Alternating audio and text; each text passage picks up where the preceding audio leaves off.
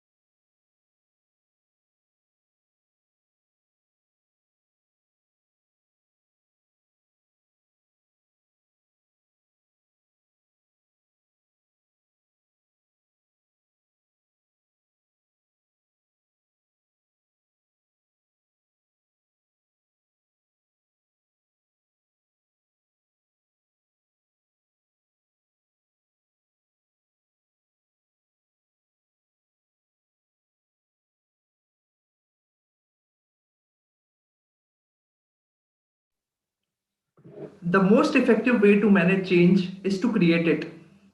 With this quote by Mr. Peter Drucker, good evening PGP05 and MBA06. On behalf of Industry Interaction Cell, I Amit Savlani welcome you all to the fourth edition of Sankshetra, the annual Operations and Strategy Conclave of IIM Amritsar. Sankshetra 20 is a horizon for the subsequent managers of IIM Amritsar to meet the industrial stalwarts who have the expertise in the domain of operations and strategy and have put forth exemplary strides in this domain. Today, on the 10th of January 2021, we have the strategy panel discussion with eminent leaders in the strategy and consulting domain. Good evening, everyone. We, the students of IIM Amritsar, are really honored to host such esteemed guests among us. Introducing the moderator and the first speaker of the event, Mr. Navoj Mahanayak. Mr. Navoj Mahanayak is a futurist and strategy consulting practice leader at Frost & Sullivan and has dedicated his career to trend spotting and using strategic marketing techniques to convert ideas to cash. He uses a combination of advanced analytics, deep insighting, and design thinking to nudge top executives, innovators, and technologists to challenge paradigms and benefit from the shift. For the past 15 years, Mr. Navoj has been enabling business growth and sustenance for world class companies and exciting startups from across the world, spanning a multitude of sectors. Mr. Navoj is an electrical engineer with masters in management from Xavier Institute of Management and has a strategic marketing certification from Harvard Business School. Now, I would like to introduce the next panelist, Mr. Anindya S. Datta. Mr. Anindya is currently leading strategy and planning function at Geo Business Head Office and is a core member of the business team which is driving Geo Business launch and growth. He is a strategy leader with over 15 years of experience spanning across armed forces, management consulting, and corporate strategy. He started off his career as an engineering officer in Indian Navy and was a lieutenant commander when he hanged his boot in 2011. Thereafter, he migrated to the corporate world and did stints with Capgemini Consulting and Takshashila Consulting. Mr. Anindya is a mechanical engineer from NIT Agartala and he is an alumnus of IIM Ahmedabad. Our next guest of honor for today is Mr. Bishwajit Bhattacharya. Mr. Bishwajit Bhattacharya is a partner and automotive industry leader, IBM India Private Limited. With over 25 years of overall experience, he is currently involved in consulting to the automotive industry to solve various business problems. He has been closely working with the leading automotive brands under themes like Make Products Smarter, Accelerate India 4.0 to provide impetus to Make in India and creative superlative customer experience. He is an established subject matter expert in digital solutions, IoT, blockchain, cloud and mobile, and Industry 4.0. Mr. Bishwajit is a mechanical engineer from Jadavpur University and has completed his MBA from XLRI Jamshedpur. The fourth speaker for today's event is Mr. Supriyo Sinha.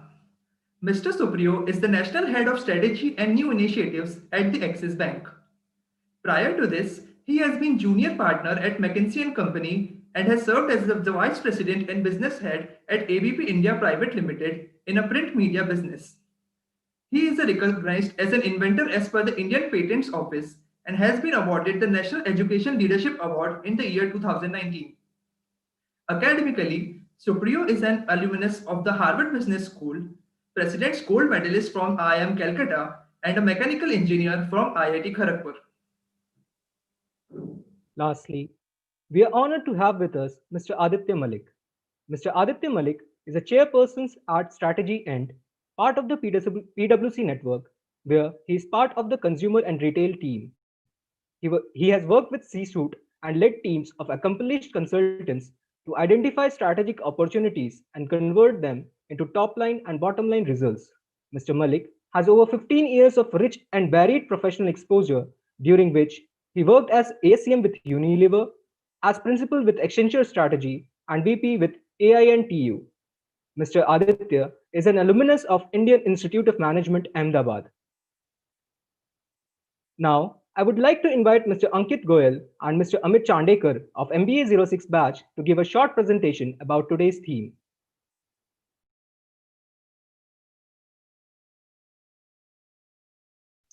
Thank you, Praveen. I would like to confirm if my screen is visible. Yes, it's visible. Please go ahead. Yeah. Thank you, Amit. Hello and good evening to everyone. A warm welcome for today's strategy panel discussion of Sankshetra, the annual operations and strategy conclave of IIM Amritsar.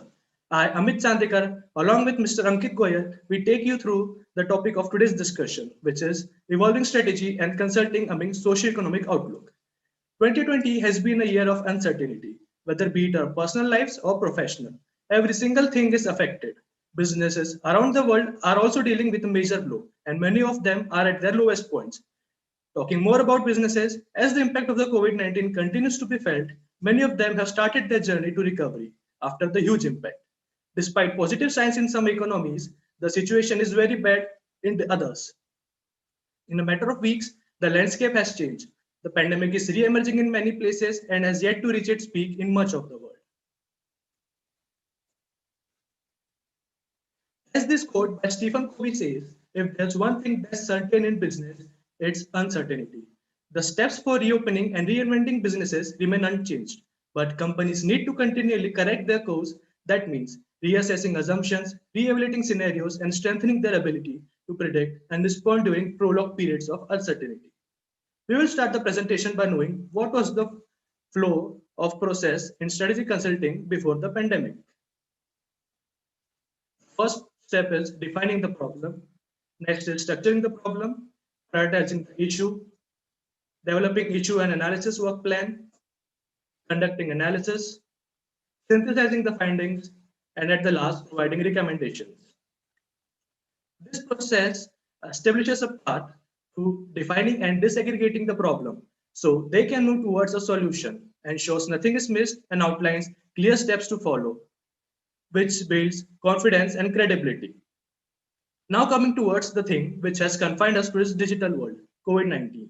The impact of the coronavirus pandemic had not only brought the global economy to a standstill, but set the clock backwards on the developmental programs of several nations.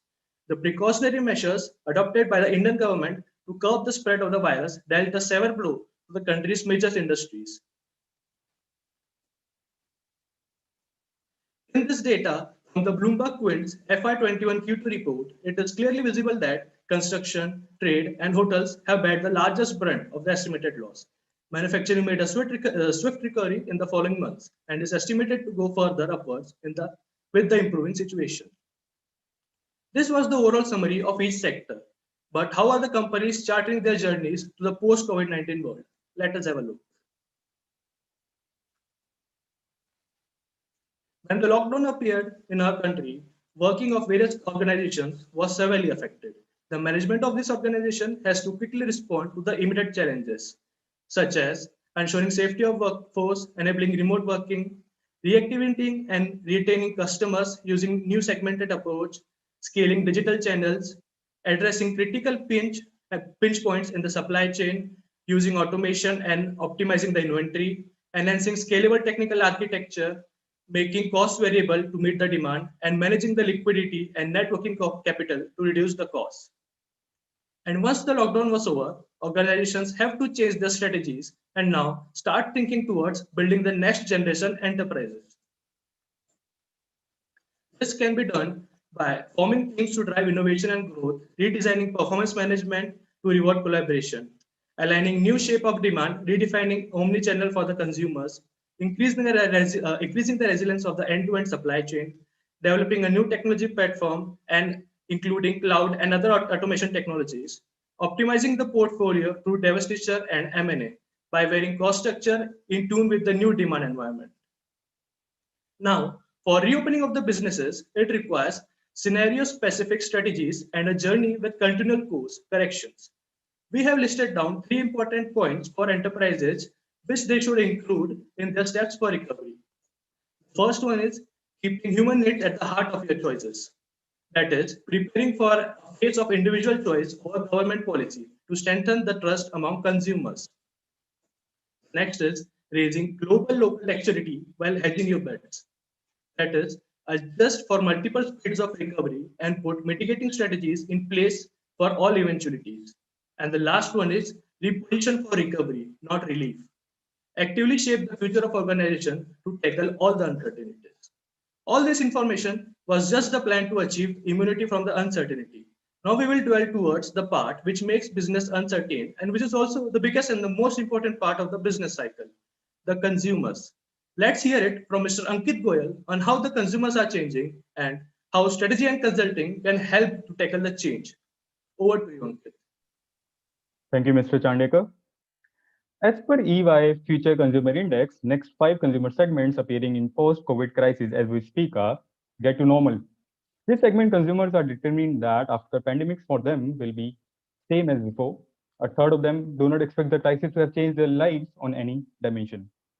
Cautiously extravagant. This segment consumers, while they are financially conservative, they expect to increase spend across non-essentials once the crisis is over, and they would like to spend on leisure activities, vacation, meals from restaurants, and apparels. Stay frugal segment. They're spending slightly less, trying to get back on their feet, among the most pessimist about the future. Keep cutting segment. They are least educated, least likely to be working, making deep spending cuts, changing what they buy and how.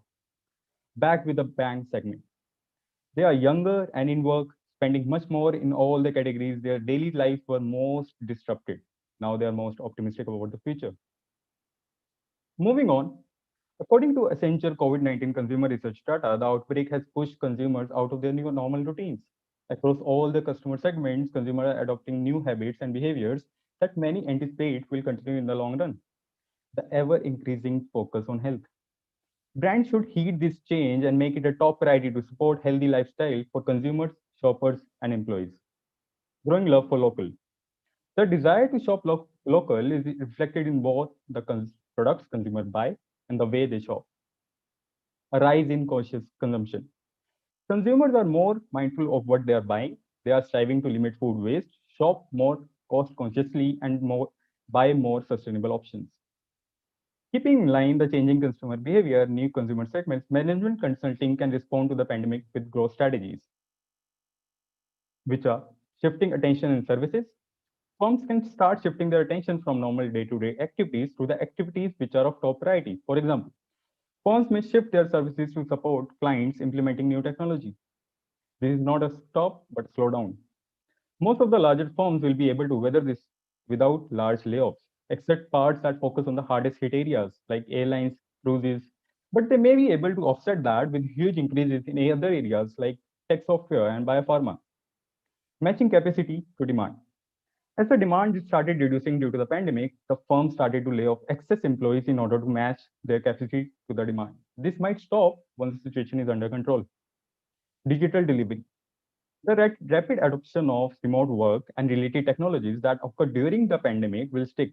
As a result, clients will demand their consultants and consulting firms shift delivery models to the digital world. Scalable business models. The traditional big firm consulting business model is based on leverage. In a post pandemic world where clients expect digital delivery, firms that create repeatable, scalable, best practice processes that deliver value far beyond billable hours will win. Moving on, data analytics is evolving in these extraordinary times, and it can help by consulting firms providing an efficient solution to the client achieving these growth strategies. It is interesting to note that the data we use to make good managerial decisions has also transformed dramatically. Machine learning models essentially learn on past data to make predictions, but the dilemma is there is no recent past like today's present. Over here, we can use quick cycle descriptive analytics. In these unforeseen circumstances, the turbulence of the situation has compressed the cycle time for reporting. The need of the hour is real-time dashboards.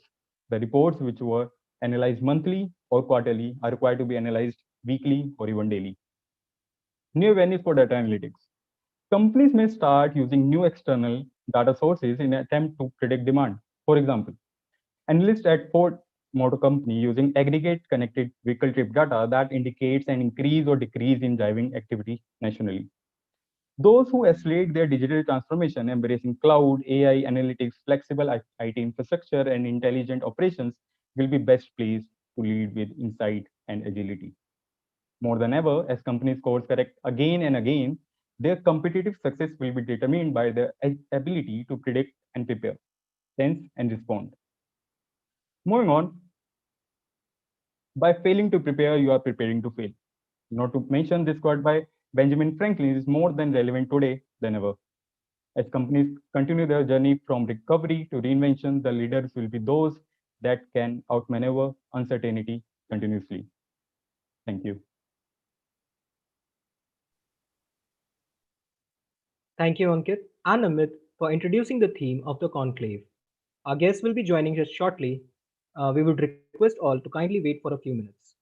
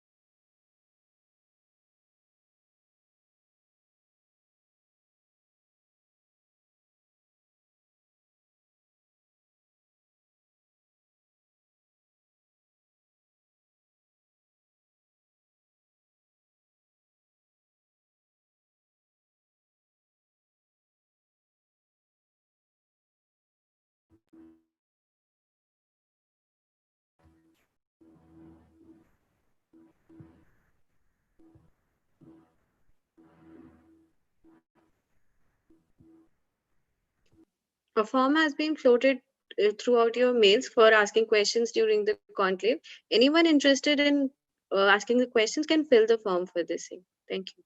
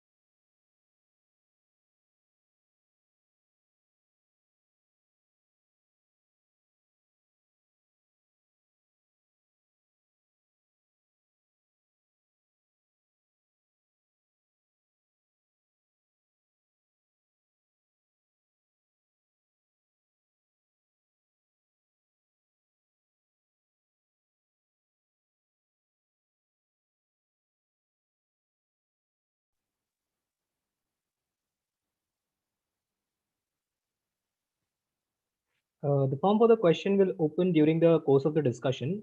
We will wait for a few minutes for the guests to join in.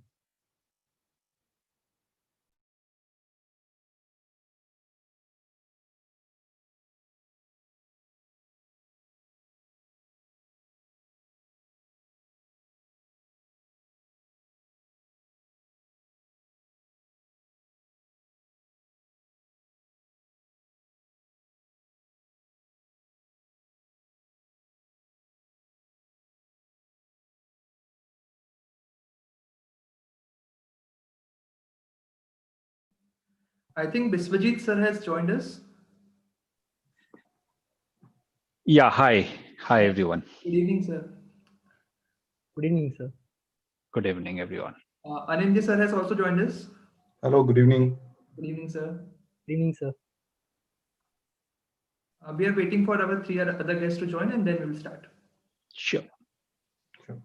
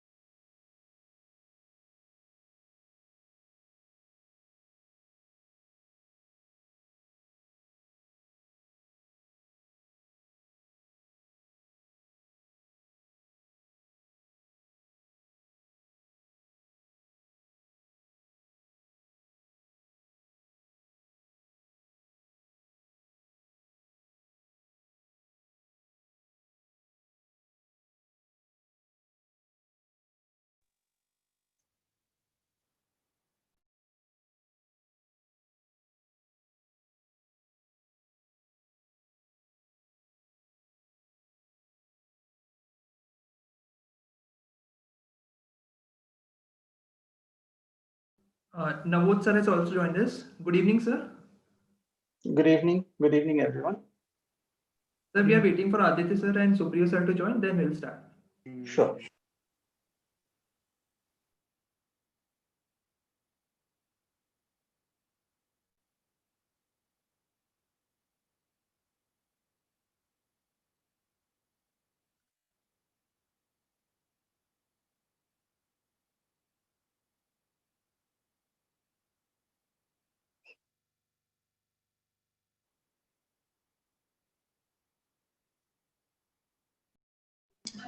Supriyo Hi, sir. guys. Good evening. Good evening, sir. Good evening, sir.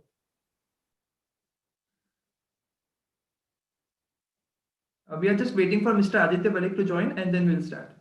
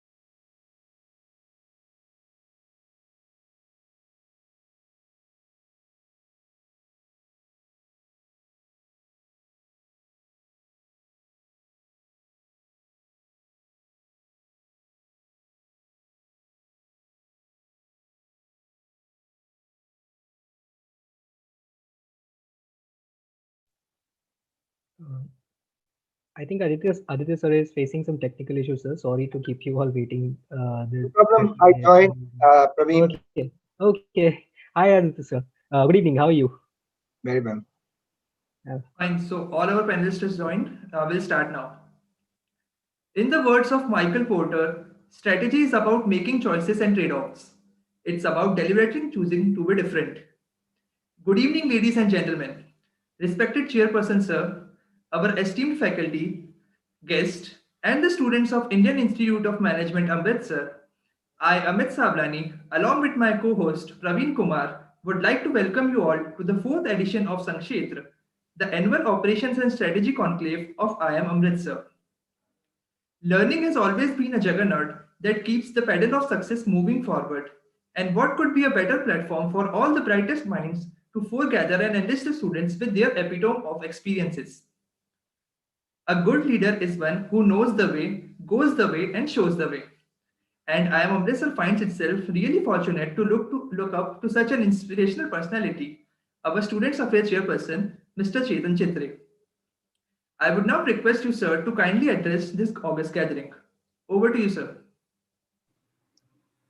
Yes, thank you, Amit, and good evening, everyone. I extend a warm welcome to all the panelists, our faculty, and our dear students to this fourth edition of Operations and Strategy Conclave of IIM Amritsar. Well, we have a very great set of panelists here, and I'm sure all of you are looking forward to listen to them, so I will keep things really short. Well, we all know that the past year has been a year of challenges and great learnings also, right? I mean, despite all the talk of VUCA that was going around for almost a decade, when a black swan event hit us, most of us, let us admit, were underprepared, right? And well, at IIM Amritsar, we took some time, but by July we went on to one of those online platforms, and we ensured that throughout the year the academic part of the MBA curriculum went on largely uninterrupted. As far as Industry Connect is concerned, in fact, we thought the online, moving to the online platforms was an opportunity, right? Because we could ensure that we had speakers and very great speakers from across different cities and across different countries address our students. So in a way, we could go beyond geographies to tap into the global talent. Well, so as I said, some things have worked and some things have not, right? And we look to 2021 with a great ray of hope. So we have vaccines around, and this is also, I think, a time to consolidate the learnings of 2020. Right? What were the misses and what really were the hits? And I imagine that in the kind of uncharted territory that we are in, strategy and consulting would be a very exciting place to be in, exciting domain to be in, right? So I'm sure the students will learn a lot from the kind of discussions that we are going to have. So this particular conclave is one such effort to consolidate or bring together the learnings of the industry and take a review of what has worked and what has not, and God forbid another such event arises in future. Hopefully, we all are better prepared, right? So I once again thank all the panelists who took time out of their busy schedule to talk to our students, and welcome you all. And I look forward to a very interesting discussion. Over to you, Amit. Thank you, sir, for sharing your kind thoughts and enlightening words. Without further ado, I would like to steer the conclave towards the discussion on the theme by introducing today's guest. Mr. Navoj Mahanayak, a futurist and strategy consulting practice leader at Frost & Sullivan, Mr. Anandya S. Datta, lead strategy and operations at Reliance Jio, Mr. Vishwajit Bhattacharya, partner and automotive industry leader at IBM India Private Limited, Mr. Supriya Sinha, head of strategy and initiatives at Axis Bank, Mr. Aditya Malik, chairperson at strategy and part of the PwC network. The theme for today is evolving strategy and consulting amidst changing socio-economic outlook. And the moderator for today's panel discussion is Mr. Navoj Mahanayak. Now, I would request Mr. Navoj to take the space and moderate the panel discussion. Thank you so much, Praveen, and thank you, Amit. Mr. Chitra, you just laid the background very nicely. You know, this whole thing about pandemic and everything that has been happening. We as consultants have been hearing this for quite some time that your life must have changed so dramatically in this whole pandemic, post-pandemic situation and during pandemic. And yeah, it has to a great extent. It has. That I wouldn't disagree with that. But you know what? The very interesting thing that has happened is that the change that uh, is happening for strategy and consulting in this Indian atmosphere as well as over the world has been happening for some time now. And there are a lot of other factors which have caused it. The pandemic has probably just intensified this change in the perspective of Indian businesses and overall businesses about strategy, about consulting, about how do you really deal with uh, the changing world. Um, a lot of my clients have uh, been coming to me with very similar problems. They have been coming to me with helping them figure out situations on how to do risk management way before the pandemic. Now, when the pandemic has happened, of course, there are a lot more who are coming with very, very similar problem statements. A lot of change in the clientele has happened, how they are probably looking at strategy and their openness towards the overall consulting space. Uh, I would actually seek the views of Mr. Bhattacharya, who has been there for 2 decades and a half as the partner. Now he's a partner and auto lead at IBM. To throw some light on that, what do you think, Mr. Bhattacharya? Do you think that the pandemic has really caused this, or do you think it has been changing and the pandemic is just a small little step in the process? Yeah, Navoj, thanks for the question. As you said rightly, the pandemic has fast-tracked the whole process. It was kind of we were going into that direction for some time. In the last couple of years, it was very clear direction it was kind of taking. And over the years, as I've been kind of practicing consultant, I'm seeing the face of consulting or strategy consulting is changing in some way. See, let's take a step back. What do you mean by a strategy consulting, really speaking? So it's a set of activity on which a few people, consultants, whether it's an external or internal, advises the organization in terms of a high level decision points, which essentially where they leverage their domain scale, the industry directions, and basically to guide the organization into taking a particular step in a particular direction. Now, over the years, what was also happening was the technology is taking a big impact on taking the future decision for any organization, and that's where the whole digital consulting came into being. Now, what really digital consulting is, it joins the whole business strategy to the implementation of those strategy, leveraging some digital technologies. Now, let's take an example. Okay, a particular company, let's say, is getting into a new business area or a new market. They want to kind of launch a new product. Okay, so there are a set of activities which needs to be done. You need to have a very clear business strategy in terms of the very clear segment which you want to target. You need to have an organizational setup, internal as well as the whole channel and everything to support that. And you need to have a medium on which you should be able to kind of engage your customer.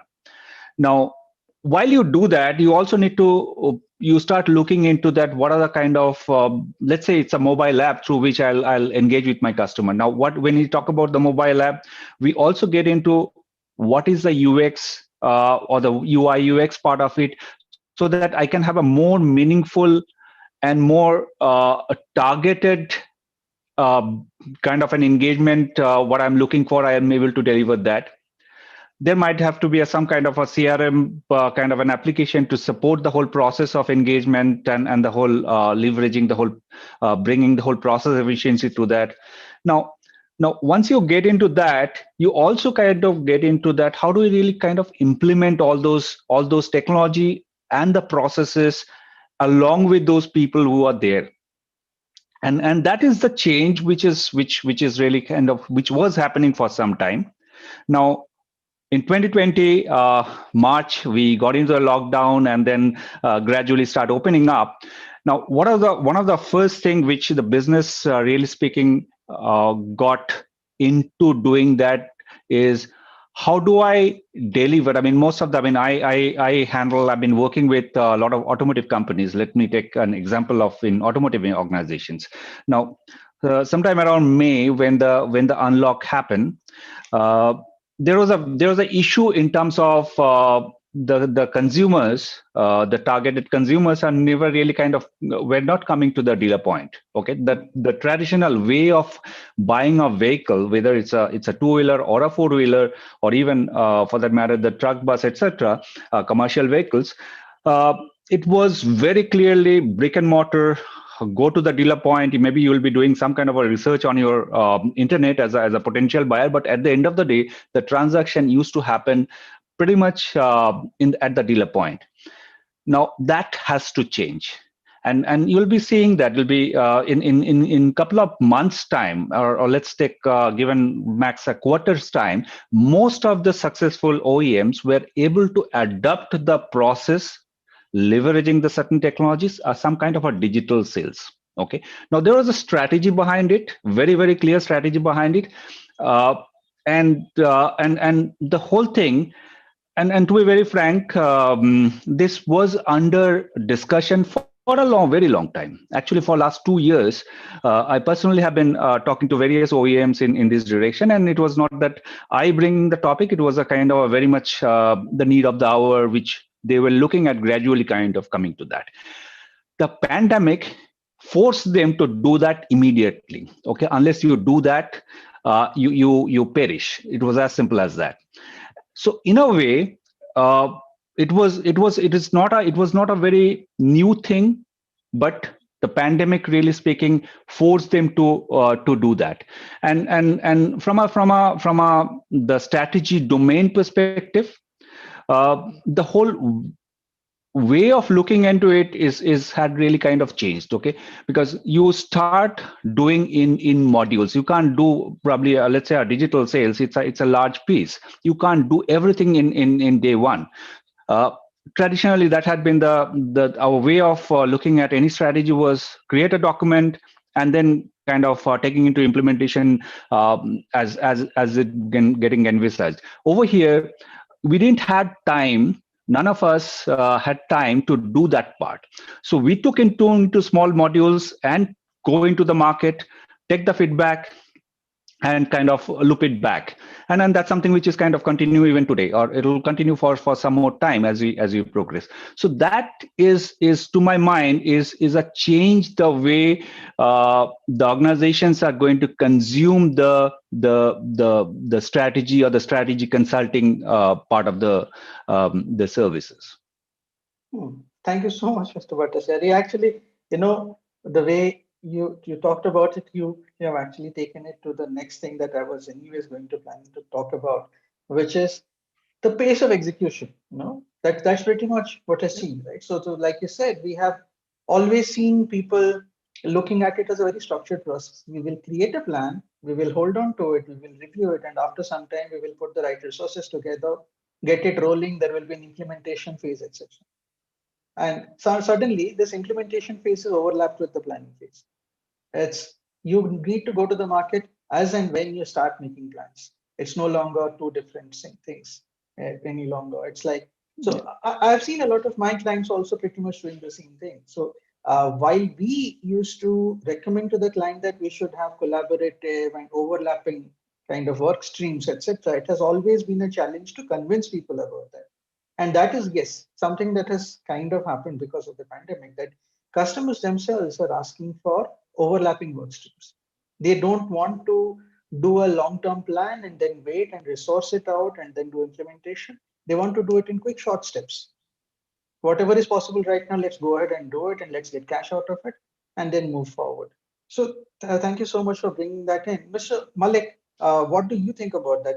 I'm sure that you also have dealt with very similar clients, and know, since you work with strategy and PwC, you would have dealt with a lot of people who are used to the traditional way of consulting vis-a-vis the urgency that is coming in now. What do you have to say about that? So Navoj, good afternoon, good evening rather. I think it's a very fair point that the perceived need for speed in the last year and through this experience has picked up a fair bit. I see maybe 2-3 kinds of reasons driving it. I think one is just that for most business leaders, the last year has been a very hectic one. People who used to hold, kind of all hands meetings of their leadership team once in a couple of weeks or a month, started holding them almost daily to manage things. And I think that hectic pace is translating into also their urgency to respond to the change environment of their market. And I think people are spotting opportunities. They believe they need to act fast. So somewhere that is definitely bleeding into how they are looking at some of the strategy formulation from a pure pace perspective. I think the second thing which may be intersecting and leading to the behavior you describe is the fact that there is still a fair degree of uncertainty about how certain themes will play out. There are some obvious and core ones like technology, which Mr. Bhattacharya was speaking of. There maybe the pace of adoption has changed substantially, both externally from the consumer as well as internally for their own employees. And some new ways of working are now looking more feasible. But at the same time, how things will pan out over time and in which direction is still, as you can imagine, is still not a done deal, right? Whether the macro or the micro. So part of the reason I think for early implementation and the openness to kind of iterate quickly is also because people realize nobody can come from outside and give us a perfect long-term answer. And I think it makes much more sense to look for modularity where possible, or look at multiple time horizons and definitely test solutions quickly and iterate, which is also then expected from the strategy practitioner. So we cannot think of it as a handoff completely to somebody else to come and build the damn solution and see if it works. We need to almost prove on the fly if and how it works. So those I will add on as possibly driving some of the urgency you speak of. No, absolutely, Mr. Malik. Thank you so much. You did bring about those elements probably, which is becoming a challenge for us consultants also, where one has to not just suggest something, but also go ahead and tell people that yes, it works and this is how it works. We always used to in the past give people solutions and then tell them that hey, it will work. Hold on, no, not an issue. It takes some time. There is no time any longer. So that's happening. And one of the, that brings me to Mr. Datta. Your organization is known for its slick way of working and the impatience, and you're also in a business which is kind of picking up speed so fast it's not funny. So how has it changed for you? How, do you have been on both sides of the table as a consultant yourself and as somebody who probably hires consultants to get the work done for Geo. So how has it changed for you? Do you see a similar kind of a urgency that is emerged because of the pandemic, or do you think that is something that has been gradually coming on and pandemic? What kind of changes pandemic brought to that? Sure. Thanks, Navoj. Good evening, everyone. I think, as Professor Chitra, I think, has rightly highlighted, it's a black swan, once in a century kind of event. Hopefully, this kind of pandemic. The big effect that I see that has happened, that I've experienced firsthand. I see three broad things has happened. First of all, our inherent fallacy of planning has been exposed. So all plans, short-term, long-term, came crashing. So plans became useless, but planning is, of course, is a must. So that is the first thing that we have observed. Second thing is that risk management, which we always discuss as, and Mr. Bhattacharya has already covered it as a part of a VUCA framework. But the risk management in a real world is come to a light. So the importance of that topic has actually hit us, on our face. The third thing I would say, which is really, you know, which is the all-weather portfolio kind of a thing. So in a business, if you don't have an all-weather portfolio, you can be probably badly hit. So for example, our Reliance, we had a mixed bag. So oil and gas got badly thrashed, but we had a good, uptake on Geo. It was a blessing in disguise for Geo as well as for retail. So we could launch new e-commerce as well as take our connectivity business to the next level. So it's if I want to summarize, it's a kind of a mixed bag for us. We have learned the fallacy of planning. We have understood the importance of risk management, and also we understand now how a robust 360-degree portfolio is required. Having said that, what the panelists have also touched upon, the pace of change or the pace of execution has definitely kept us going. That this kind of event actually triggered us so to be more on the feet, run faster, come out of our shells more quickly. And three distinct elements within our operating model, we could all see. First of all, the pace of digital transformation, which Mr. Bhattacharya also has touched upon. How do you reach out to the customer? How do you engage with the customer? How do you generate a delightful experience without physically not there? So that kind of a digital transformation has come up very rapidly. Second thing, remote collaboration has become the norm of the day, especially kind of a traditional company, an organization like Reliance, which 1 lakh plus workforce. Working remotely is a big challenge, and I'm sure many other companies also face that challenge. But we have all overcome and probably learned something out of it. The third part was that how do you manage workforce? You don't physically see, there is no face-to-face contact, there is no 9 o'clock sharp all hands meeting. Sometimes it's happening on call, sometimes it's happening on phone. So all those new way of working, the new elements of operating model has also emerged. So this overall, I believe pandemic has it has hit hard business for sure, but at the same time it has also taught us, or it has also given us opportunity to reflect inwards and probably bring out certain elements which were probably neglected earlier. Thank you, Mr. Datta. You brought in certain things. I love the way this conversation is happening. All of you are giving me leads to, probably pose the question onto somebody else, the next person. Now, Mr. Datta, you rightly pointed out that, when it comes to the way we operate, the way we traditionally have done business, and that is definitely changing, yes, and we will talk about that in a bit.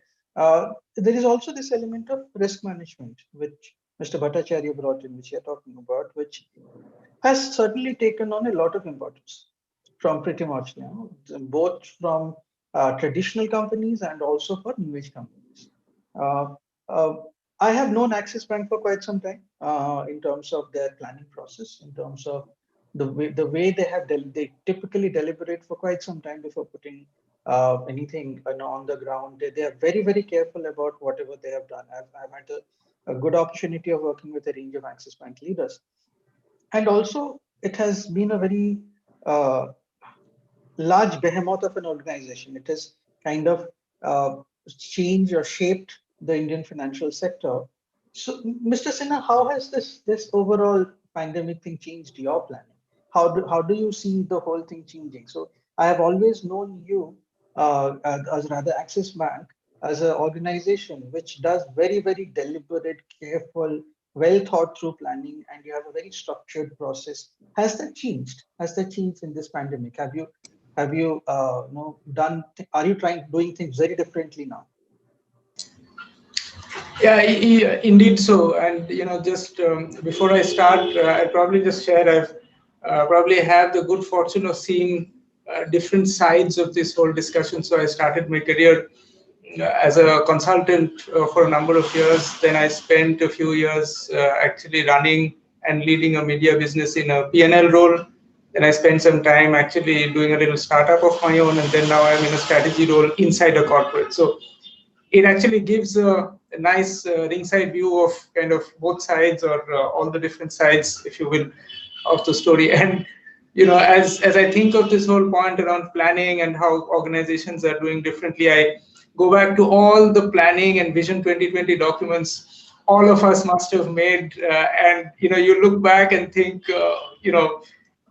so much for all the visions that we all had jointly for 2020.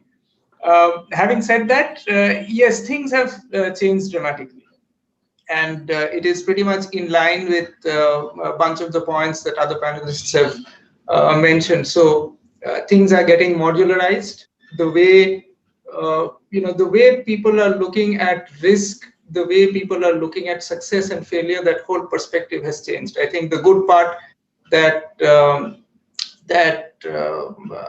COVID-19 has brought in is, I think, in some way, organizations are, including Axis Bank, are going to become more tolerant towards failure, because you cannot prepare for this kind of an event or an uncertainty without experimenting. And by definition, if you're experimenting, you will fail. And if the tolerance for failure does not go up, then you're basically saying that by design, I am not preparing myself for such an event.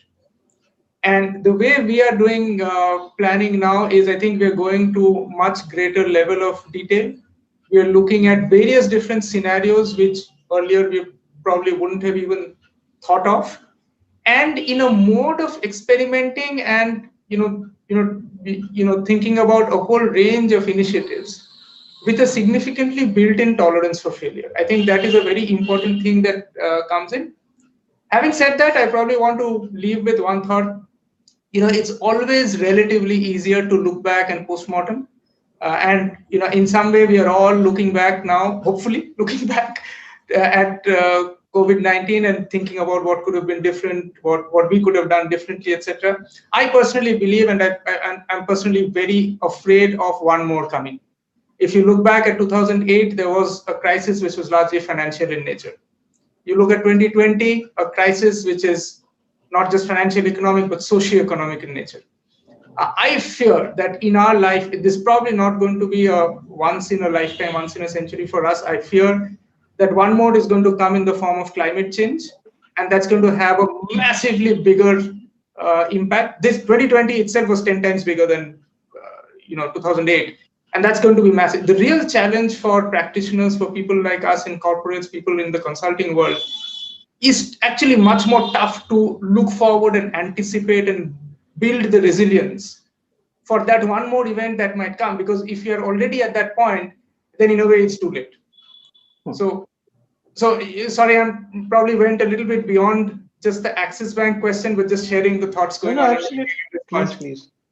That's perfectly fine. No, you brought in certain good things, which, this whole unpredictability and how we deal with it, that is definitely something that is a black box, a mystery box for a lot of people.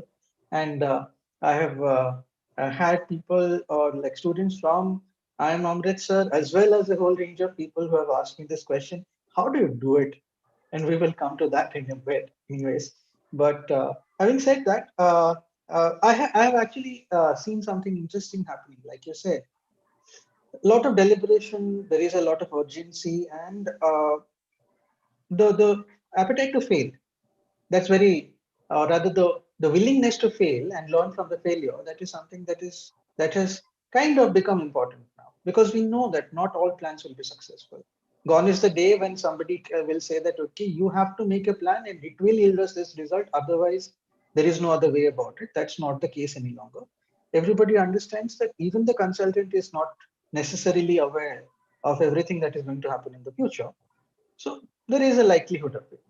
So there's the whole percentage of success or likelihood of success has started now coming. And one of the things that I have been suggesting to my clients lately is, build your own growth teams or build your own internal planning teams and institute their own self-learning through something known as a certificate to fail. So every time somebody does something well, somebody does something successfully, we give them a certificate to fail, and that person then has the ability to fail in the planning, which of course, if somebody had failed in COVID planning, they would not be forgiven, but that's a different thing. But having said that, I will come back to you, Mr. Sinha, on this, that I'm seeing a lot of smaller companies, a lot of traditional companies who never believed in hiring consultants from outside to do work for them, actually engaging with consultants. I have seen, so I have had the uh, good fortune to work with a large number of very large multinationals who always believed that strategy was a thing of the boardroom, and just need to get the research in. Only those 2 or 3 consultants can come in and tell me something. Only they who knows the industry really well. But now the appetite has changed. Now people are more open to hiring consultants. And again, I'll come back to you specifically because you now work with Axis Bank, and you can also throw light from your past experiences. Axis Bank, I have seen, does use consultants, but a lot of the planning has traditionally happened in-house. You have a very, very big and very, very well-structured planning team. So has appetite for hiring consultants become different? Has it changed? So a couple of observations and thoughts on that. So I think the underlying belief in the bank is, if there is something where we are, at, let's say, 2 or 3 out of 10, it could be a business, it could be a function, it could be anything, and we want to move to, let's say, 7 out of 10, do it internally. Okay. And I've been a consultant myself, so the joke is as much on me: don't waste money on consultants. Okay. Right? And if you are at 7, 6.5, 7, and you're trying to move to 9.5, 10, incrementally, all of us know that journey becomes incrementally tougher and tougher. And that's where get external help, because that's where it may be well worth it. So that's the underlying philosophy. Within that, I think we look at working with consultants on 3 fronts. One is, thinking through the overall bank's strategy, direction, etc. Increasingly, that is getting done in-house. Then there is an element of, within specific businesses and functions, is there a step jump that a particular business or a particular function can take? And that is where the appetite to working with consultants and external help is increasing, because that leads to tangible business or functional value. And then the third and last one is, at an overall level, I think there is, and this will increasingly be so, there is a need to become distinctive at something. From a banking perspective, universal bank, everybody is a universal bank, everybody does everything, but what are you famous for? I bat, I bowl, I field, but am I famous for batting, or am I famous for bowling, and so on? I think that's another place where there is thinking about, is there need to work with consultants, because that's a big jump to truly become distinctive. So that's kind of a little bit of the philosophy of how we think. Okay, so basically you're saying, in case of USP creation, or in case of something like like you say, quantum jump that needs to be taken. That's right. Or else it is mostly about the dirty bit of Pareto. That additional 80% of the work that needs to be done to get that little incremental value. Let's consultants do it. We don't need to waste time on it. Interesting perspective. Mr. Malik, what do you think about that? You would have very similar experiences as me when it comes to how clients are engaging with us, and what do they use consultants for traditionally, vis-a-vis has pandemic made that change happen? What do you see? What kind of changes have you seen? So Navoj, maybe 2 kinds of observations when it comes to the impact of pandemic on people's openness to hiring consultants. Initially, they did not. So I think that was the first part where what I experienced was a variety of clients, potential clients, who were searching for insight, understanding of the situation. In fact, just basic information at the start of how other companies are dealing with things, because they wanted to quickly adopt the right practices. But when it comes to more of the strategy formulation, I think there was a hesitation for a significant period after the pandemic hit us, because I think people were not very sure in what direction they want to go in future. So there was a fair degree of work for specific relevant parts like human talent or like virtual presence, etc., which were more maybe the building blocks to help you deal with the pandemic. But the fundamental strategy formulation, I think there was a hesitation to take any bets early on, with good reason, right? Now what I'm seeing is that as the economy seems to be coming out of the pandemic, maybe a little bit faster even than there were some expectations. Of course, it varies sector by sector and area by area. Uh, Now there does seem to be a renewed and even a heightened appetite, and I think it's for a couple of reasons. One is that out of out of any adversity, there are certain opportunities that start getting created. I think the same case is happening here, where if I were to take a couple of examples, right? Um, a lot of us went back to our hometowns when the pandemic struck, as did a lot of other Indians. And I think there is a potential seed there for a step change in behaviors of consumers in those economies, those parts of the economy which could be smaller towns. And also there has been a general economic shift in the balance towards smaller town cities, villages, because of just the mix of industry and the impact from the pandemic. So clearly, at least in the sector I work in, a lot of companies are thinking about, looking at this second India as a, I mean, it was always a massive opportunity, but they're thinking maybe has it moved ahead a year or two in terms of adoption of some of the new categories, some of the new behaviors, the openness to buy, right? And because of that, there is a distinct need to start creating, strategies to address that kind of demand. So the pandemic has led to certain opportunities starting to be created and identified by some of the folks we speak with. Uh, Rural and small town economy is one. The whole digital economy is another part where people have seen a distinct shift, and there are several others. So I think there is an openness on that front, as well as what I'm seeing is a lot of aggression and a greater appetite to take risks as well.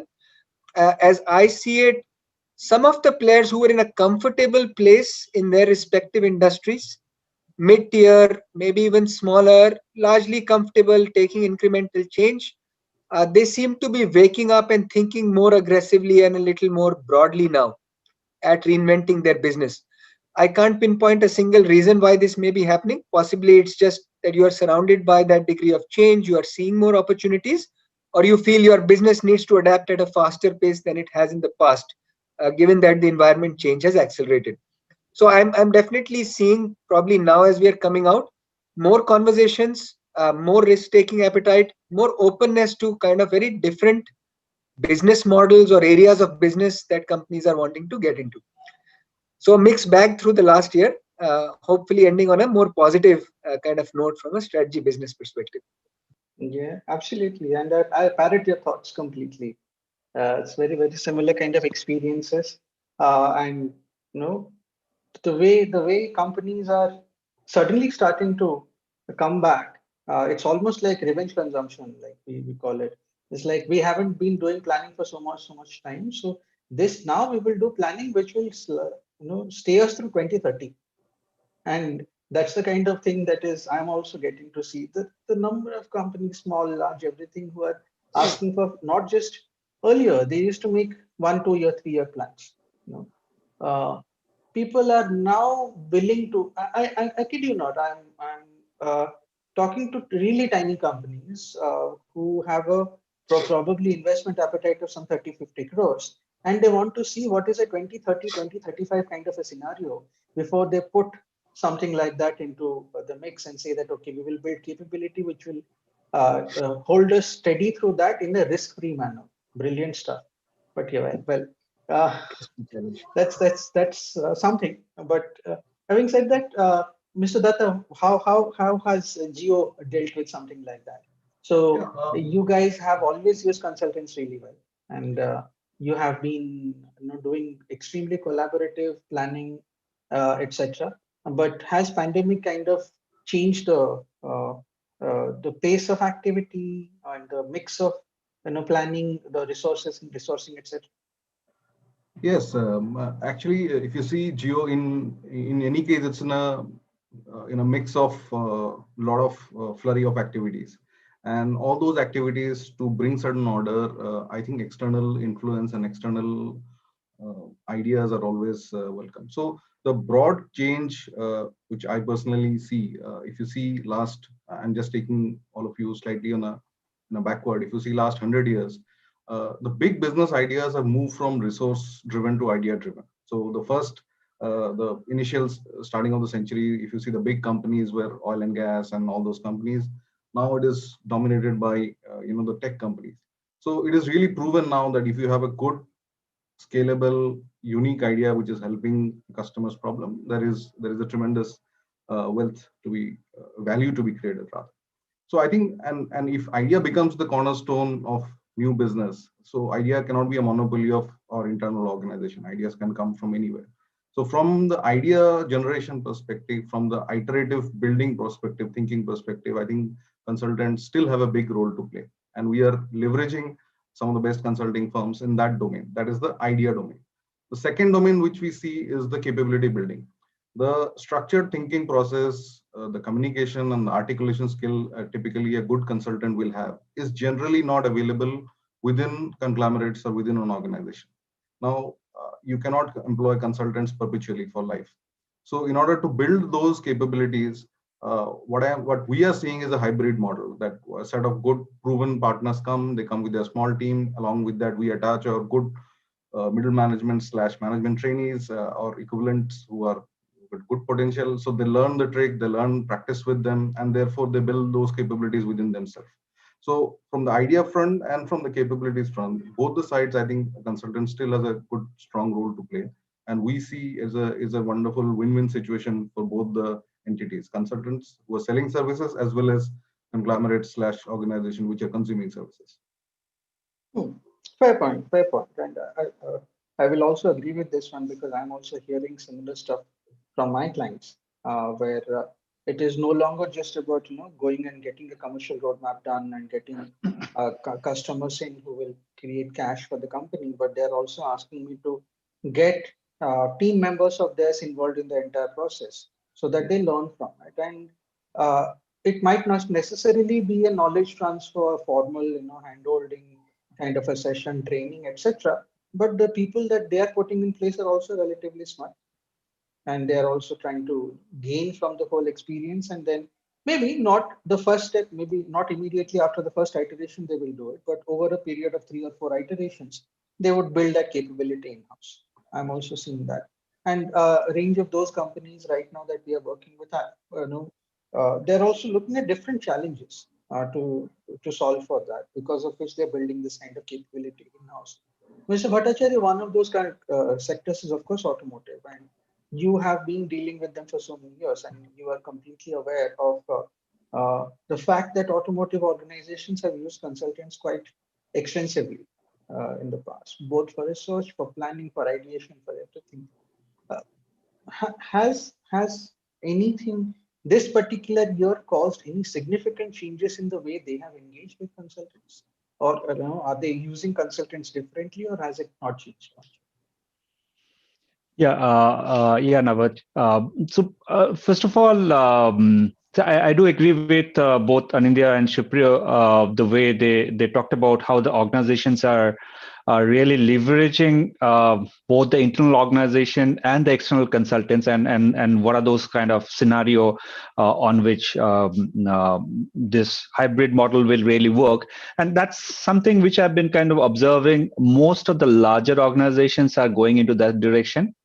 And so many of the consultants like Shipriya himself have been joining and heading various strategy verticals of larger conglomerates or organizations.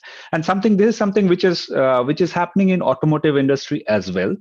But having said that, in automotive,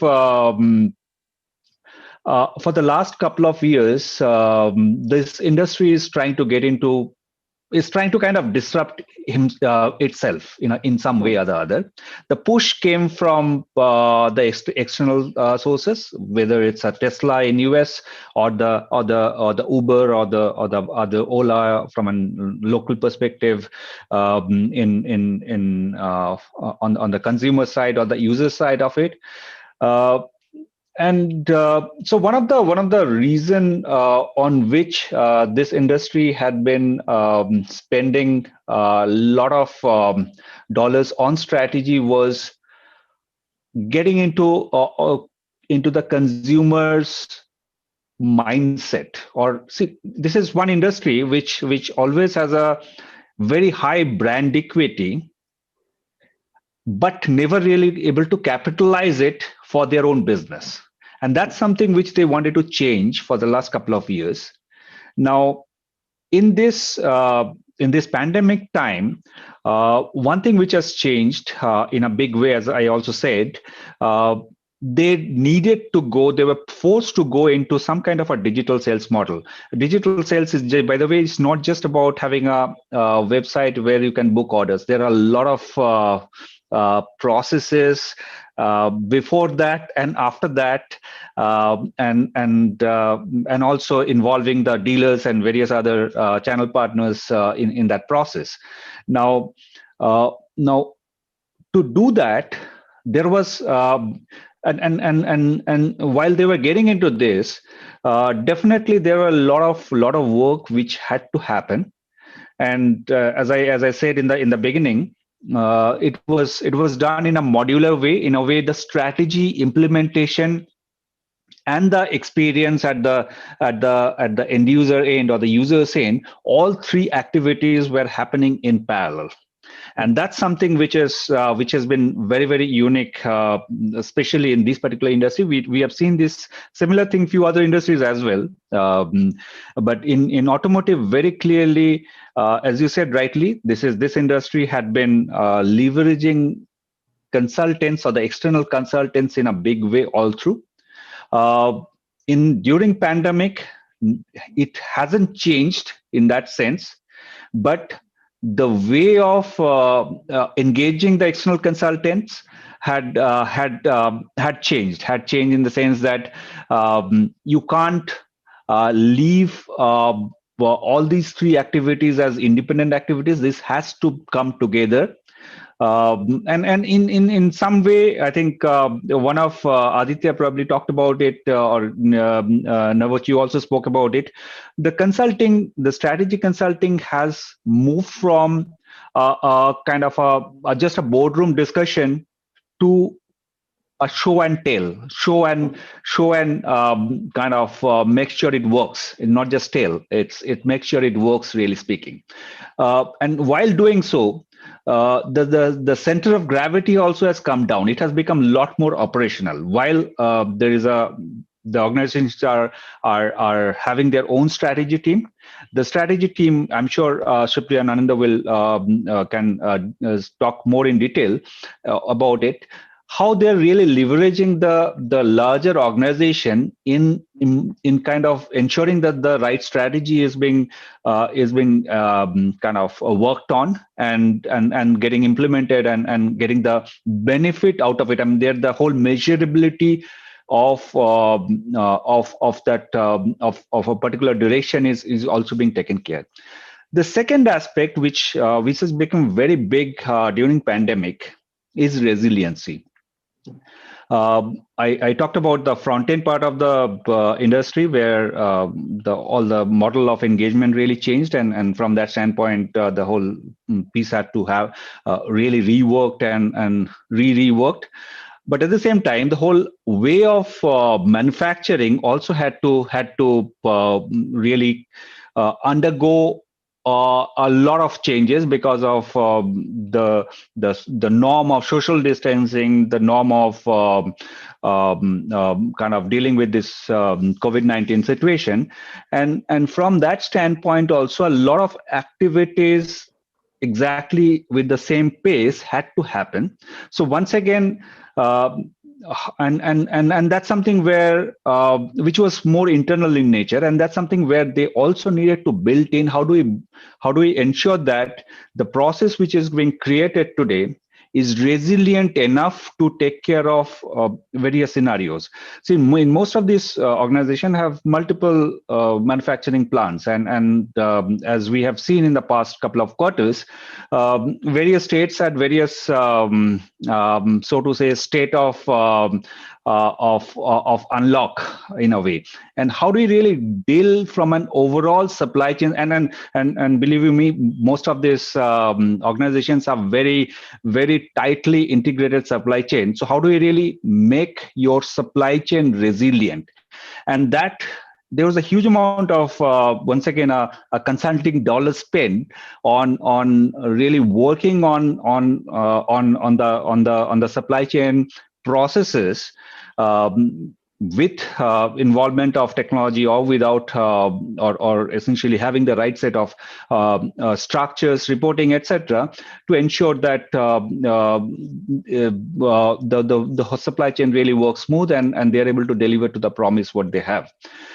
So so in a way, Navoj, coming back to your core point, the industry really, I don't see that the need for the strategy consulting per se will really change. The need will continue to be there.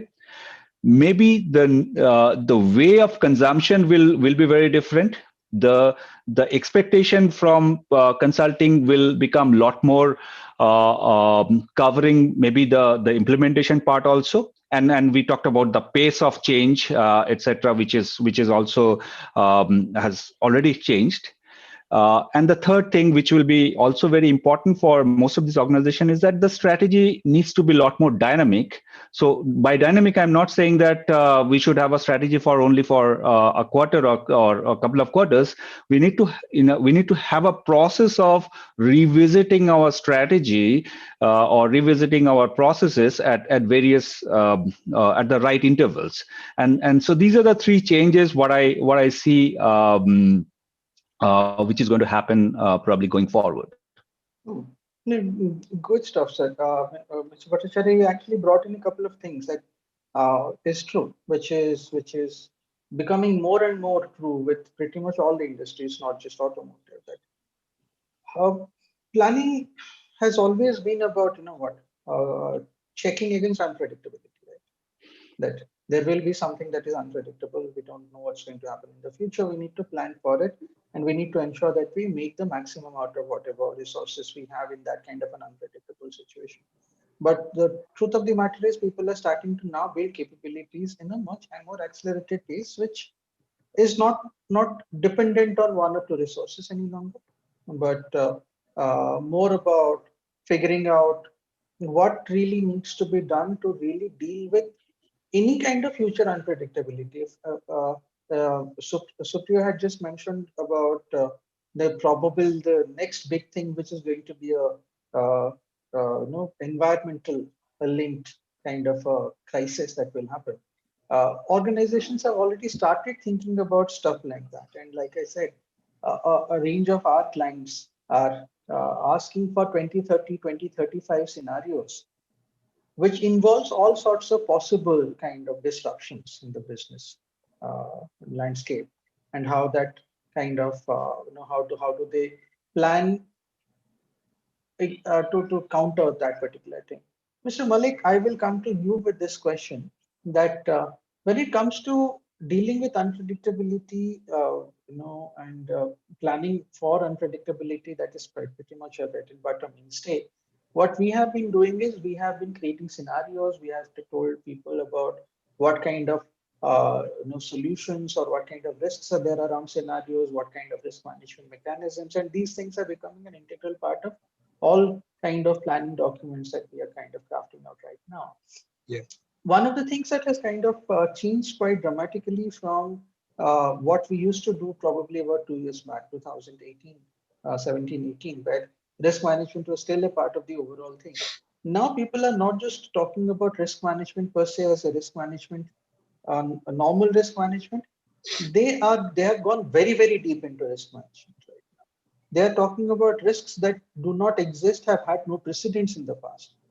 And that has kind of become kind of a challenge for strategy consultants, because it was all right to go back and look at risks that have, or events that have occurred in the past, risks that could come from that, and then plan for it on the basis of historical data, or think through and probably create certain scenarios and put a couple of scenario planning tools around it. But now with risks that are unknown, risks that we have never seen in the past, how do you really work with clients in incorporating those kind of things into your planning process? Right. So I guess it's a difficult question to solve for, because I think managing all risk is not just difficult, it may be futile or be a distraction. Somewhere organizations need to accept some risk. But that said, I can talk about a few things that I'm seeing entering into the way consultants are supporting it, which is a little different. As you said, the scenario building, etc., continues, no doubt. So three aspects, Navoch, I would probably mention. One is, if I were to use a human corollary, uh, improving the senses of the organization so you can respond faster to anything that happens around you, right? Like a human being does, right? And how we do it is by training our senses and our response time. And I think that is definitely a realization in terms of capability that organizations are having, whether it is demand sensing, whether it is ethnography to track consumer behavior and belief shifts, or whether it is any other kind of sensing. I think the appetite to invest in those senses is extremely high, and it's a realization that is leading to more and more attention being paid to that. Part of that is, of course, the whole sense of data and how to collect it, looking at the right sources as well as the wrong or the alternate sources which you would normally not consider, and learning how to make sense of that data faster, earlier, so that you can respond faster. So I think that's one kind of change I'm seeing in the nature of work that organizations are trying to do to be more better prepared for unpredictability. Right? The second, I would say, from an approach perspective, going beyond the somewhat more conventional approaches like scenario building into little more dynamic kind of ways of doing things like wargaming with the senior management team, so you can actually live through experiences of different environmental shifts and see how you may respond, your competitors may respond, the different stakeholders may respond, as well as more sophisticated simulation using data as well, right? From a very basic kind of scenario building to now bringing more dynamic and more complicated simulation capabilities in-house or through consultants is definitely one kind of response that I'm seeing. I think the third kind of shift with respect to unpredictability itself is definitely, I think we've touched upon this, but somewhat, multiple people spoke about it from different angles, but somewhat diversifying the way you place your bets or the way you test out different bets, so that you have multiple irons in the fire for A or B kind of scenario as well. Those would be, I think, some of the responses I am observing to organizations trying to be more prepared for unpredictability. No, fair, fair. That's a very, very valid points. These are definitely some of the more visible things that are happening when it comes to people trying to craft or like prepare themselves for a future that they have really no idea about, and increasingly they don't know that they probably have no idea about. Mr. Sinha, how has an organization like Axis Bank dealt with it? You guys are a financial services organization. You have, it's your bread and butter. Risk is something that you deal with on a very, very regular basis. How do you guys deal with this kind of a situation where we are probably heading into a future where, yeah, visioning has always been there and visionary innovation has also always been there. But with more and more such events coming in, which we were never prepared for at an increasing frequency, how do you plan? Yeah. So this is a tough one. I think we are all in the process of learning, and financial services, banking institution, as you rightly said, risk is bread and butter. The whole business, in a way, is that of taking risk. It's less of lending money or borrowing money. It's the whole business is of taking risk. So I think we are also in the process of learning. We are learning a few things. I think number one is that risk goes beyond credit risk. Credit risk is, I think in retrospect, credit risk is probably the easier one because that's a known enemy. The financial services system has known, built tools, understands consumer behavior, all of that. But there are increasing risks like, which are not generally taken into account, fundamental business risks. Fundamental risks that come from other things. And, I don't want to belabor the point, but imagine, by the way, a McKinsey article says that by 2030, parts of India are going to be some of the hottest places on earth where human beings live. Temperatures consistently breaching 49, 50 degrees. Now, imagine, it feels like, oh, it's going to be a bad day, very hot. But if temperatures reach that level, one of the elements that will be affected will be the farm and the agri sector. One of the elements that will be severely affected is going to be the construction sector. Now, if you keep extrapolating that, if the construction sector gets hit, then there won't be so many housing projects. If so many housing projects don't get done, what happens to my home loan portfolio? What happens to the loans that I've made to builders? Now, these are very nebulous.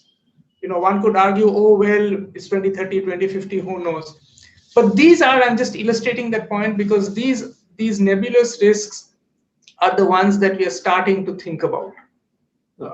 And the thinking process, of course, is early because no one has passed data. It's only projections and scenarios and planning that you can do. But that's one element that we're working towards.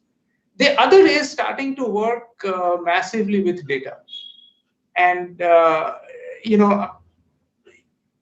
amongst the various factors that go into, and a lot of credit risk, especially for retail personal loans and so on, unsecured ones especially, get taken by online system nowadays. Human beings are increasingly going out of the system because of algorithms, because of parameterization coming in.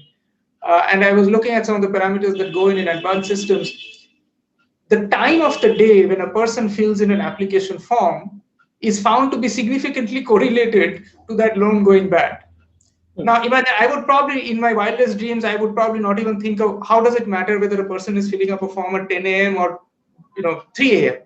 But it does. You can, over a period of time, you can start making those things. And these things are relatively unknown. I don't think the banking system fully understands, fully able to put in the parameters and put in the decision rules yet.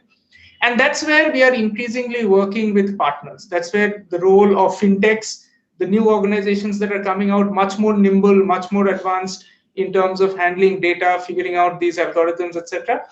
And institutions like ours, we are getting increasingly more open to working with fintechs, especially with organizations, new age organizations, that we believe are much more capable and nimble-footed than a traditional bank like ours to get in some of these capabilities. So if we cannot build them, there is no shame in just finding out, saying that you can do it better than me, so let me get you on board. So those are two things that I would highlight. One, increasingly thinking about future nebulous risks beyond credit, and the other is working with fintechs and partnerships on leveraging data and AI and ML and such things to build in those capabilities which traditional organization banks probably cannot. No, fair enough. So, yeah, this is a very interesting perspective. I will, looking at it as credit risk and the other nebulous risk. And like you said, credit risk is probably the easier one of the lot because you know how to do it. You have been doing it for quite some time. And, throw anything at you guys, you will still be able to somehow model it. Rest of it is more difficult. Coming to Mr. Datta, you sit in an industry where, the pandemic has been beneficial. Yes. Connectivity is required, automation is required. One needs to have digital heavy kind of solutions, etc. Having said that, So this is pandemic. This is where movement was not possible, physical interaction was not possible. But there are going to be a whole range of new elements that are going to come and new these kind of risks that are going to come in. So what kind of other things are you thinking about in your planning process where you are kind of proofing yourself for the future? It's a very difficult question was to start with actually, and everybody has said that unpredictability is and will be an inherent part of business. Starting from the days of East India Company to till this day. I mean, unpredictability is not something which is new in business. Only the shape and form which has come is actually, and the scale at which it comes is actually baffles us most of the time. Former US Secretary of State has had used the term unknown unknown. Those unknown unknowns of business, we tend to forget in a period of 4 to 5 years. When things become again business as usual, we go back to our standard pestle framework, political, economic, statutory, and all those kind of things. And then again, we hit by something new, and then we start reinventing the wheel, and we think, oh, how did we miss that actually? So I think the next shape of or form of unpredictability, how and when it will come, we don't know. So we can't predict much about the externalities. What we can do is prepare ourselves internally. Are you really prepared? You're as we say in the military, that you don't know when the cross country will happen. So you better keep doing your push up. You better keep doing your running. So whenever the time comes, you do your stuff basically. So I think the key will be to build a competency, speed, and agility. So to that effect, I think what we are realizing is building small efficient teams, because in a large conglomerate, decision making can really can be really lengthy, and in those kind of crisis moments, it is the speed of the decisions and the execution of those decisions becomes really critical. So in each of the business, we are trying to organize ourselves with small teams, capable teams, competent teams, so the decision making is decentralized and the speed and agility can be achieved. So it is really the preparation, if you ask me to summarize, it is really an inward looking exercise, less of an outward looking exercise, so that your core internal health processes, health systems are in place, your fitness levels are high, so you can eventually meet any, unforeseen situations. Absolutely fair, Mr. Datta, because yeah, I will 100% agree with you. And this is one of the things that we have also been recommending to all our clients, that resilience comes from building your capability, staying true to what is core to you, instead of kind of jumping out and seeing what could possibly happen and how do I touch a little bit of this and a little bit of that. And this is something which a lot of companies have really struggled with, because for some reason in the last decade, diversity had become a very strong thing for growth. That you need to diversify to grow, and unless that growth is happening, unless that accelerated growth is happening, business is not really doing well. Was the standard understanding. One of the things that the pandemic has brought in is the goodness of holding on to your good processes. Organizations need to be agile to figure out what you need to do, what you have been doing really well, hold on to that without necessarily losing focus of that in the term of something like the whole concept of bird in the hand versus birds in the bush kind of a thing.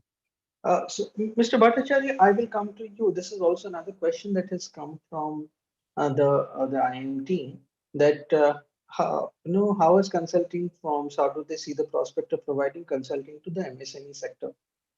So when it comes to the industry that you deal with, and of course in your years of experience that you have done, like you said, a large number of large organizations, large MNCs, they have very, very structured planning processes. If I'm not mistaken, Aditya also talked about something very similar. But this pandemic has actually seen a range of these small uh, companies, MSMEs in India, really coming to fore and contributing to the overall economic process, and also coming up with some extensively unique kind of solutions and dazzling people with their resilience and their planning processes.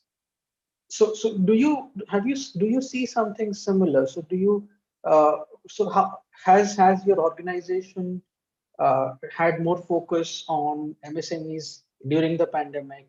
Do you think that that is going to be an emerging sector? Do you think that is going to be a very big focus for you guys in the future? Yeah, it's a very interesting question, Navoch. See, traditionally, we had been focusing a lot more on the larger organizations from our business standpoint. However, we also had few focused MSME clients, which we had been always doing businesses. I'm talking about more from a consulting business perspective. I mean, and IBM, of course, we have our traditional server businesses, which cuts across all industries. I'm more focusing on the technology and the consulting side. See, traditionally, as you said rightly, the larger organizations have a very structured process of consuming the consulting services. Having said that, we've also seen, and so are a few of our competitors, very clearly the Indian promoters, especially the second generation, which is kind of coming into control of the business now. They are they're in a way leapfrogging. Okay, they're leapfrogging. They want to change the way of their internal working, and have very ambitious plan. And from that standpoint, we have observed specifically few organizations where this bit of dynamic leadership is looking at creating the whole ecosystem of their partners, whether it's a consulting or I think Supriya talked about the data AI. You'll be quite surprised the kind of aspirations many of these MSMEs are having in terms of creating the value out of whatever data they have. And in fact, I mean, I'll just little digress over here, but in this pandemic, most of us have been doing a lot of this webinars and things like that. And to be very frank, probably I have done more than 20 or 25 webinars for the MSME organizations. They have multiple platforms, and each of these platforms have been kind of reaching out to various partners and trying to understand how they can really leverage and transform their businesses. So coming back to that point. Yes, it is definitely MSME is something which is going to be very interesting or of area of interest for most of the consulting organization going forward. But having saying that, MSME is very large pool of organizations. Now, for us in the consulting organization, we need to really identify and partner with the right set of organizations. And I believe in few of the cases, and once again I go back to my earlier point of the strategy consulting, digital consulting, and finally the implementation of all these strategies. See, at times, I mean, in fact, I'll just give an example. What we had done a work with a group, again, a group of MSMEs, where we worked with like you have CII, AmCham, and similarly in MSME segment also there are multiple associations like that.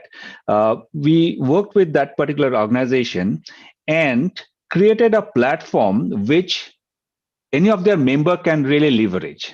Okay, and that becomes really cost effective for most of them. So we have a very clear module, a very clear direction, and kind of a module which is backed up by certain technology, and any of their member can really pay a small amount of money and really leverage that. So and this idea came from the pool of those organizations, and we worked together and created the platform like that. So direction like that is probably going to be the future for many of those smaller MSMEs, the S part of the MSMEs. For the medium ones, there are dynamic leaderships, and the need for leapfrogging will continue to see that surge in that space, definitely. Sure, sure. I agree with you when you say something like, the new age leadership is changing. They're more open to, this kind of engagement, more open to having an appetite for getting consulting services in, and really building on top of that for their planning process. And yes, all organizations are probably starting to see a significant part of their revenue streams, at least consulting organizations, coming from the smaller organizations. Ticket sizes might not be large, but they are also very tough customers in their own way. And Mr. Malik, I'll come to you. This is from my personal experience that I'm talking about, that during the entire pandemic that happened, we have initially lost a bit of business, but then it came back up, and a large part of it was really boosted up by these smaller guys who had smaller appetite, who wanted very, very quick projects done, who the standard understanding of a 13-week, 16-week, 18-week project was not understood by them. They wanted everything done in 4 weeks. And they would look at reviewing these kind of documents pretty much on an everyday basis and be very, very deep into the whole thing. But they have now become mainstay customers. They have also understood how consulting works. So how does your organization see the whole MSME revenue stream? Will it stay on, do you think, or do you think that it's just might go down and we'll go back to doing structured planning for structured organizations like we have Right. So Noj, I would say first is to qualify MSME and where it fits into strategy consulting. Probably much more at the M end of it, and probably at the top end of it is what I'm speaking about, which is probably more relevant. As Mr. Bhattacharya was saying, for the smaller organizations, frankly, strategy consulting may still be a price point which is not accessible. So yeah, right, leaving them out. Few learnings from this experience over the last few months, and having worked with some of these smaller organizations who are acting in a more dynamic manner, is definitely, and these are personal experiences.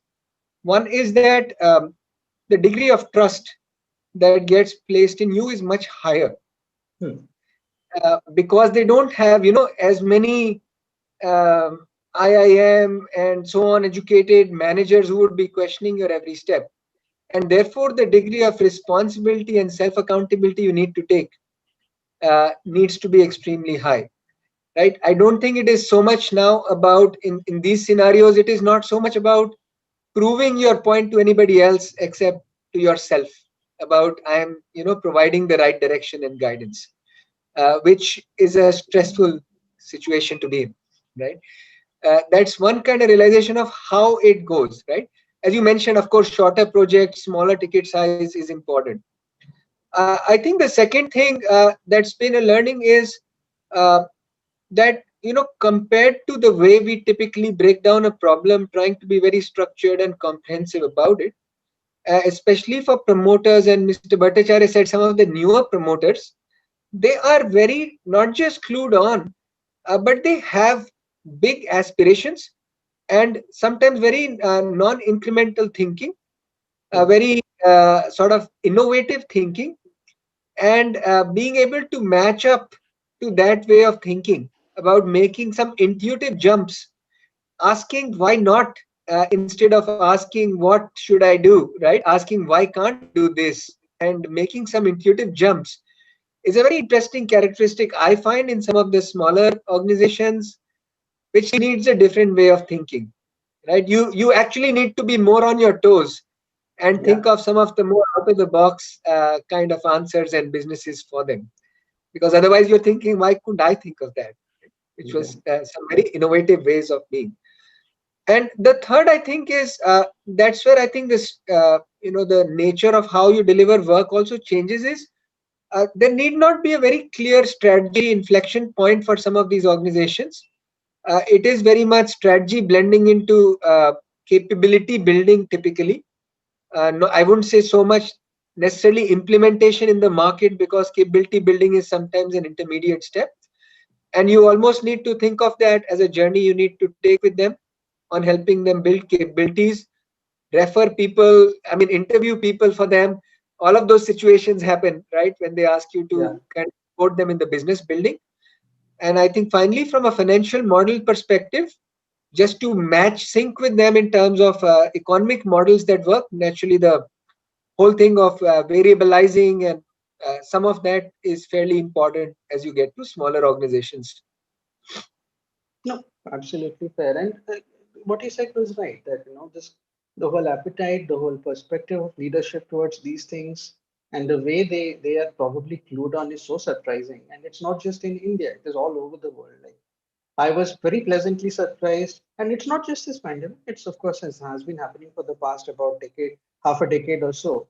I work extensively in the Middle East, so the entire new age Middle East leadership team across family businesses, they're all Ivy League educated, and Right.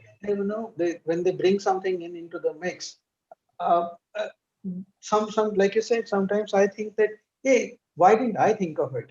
Where is this guy coming up about it from? And good thing about it, and it's also the same for India. These guys read a lot. They're Yeah. very clued in. They read, they understand the business, they discuss, debate among themselves. They have their own formal and informal groups where they've already had these kind of discussions. All they're doing is getting a consultant in to probably validate some of their thought processes, not so much the rest of it. And of course, the engagement and the respect that comes with those organizations is also very high. The engagement is very high, etc. That happens. And that is also because a large number of these organizations are dealing with solutions and customer segments which are changing very dynamically. And this pandemic has caused a lot of these changes. I will come to you, Mr. Sinha, about this one.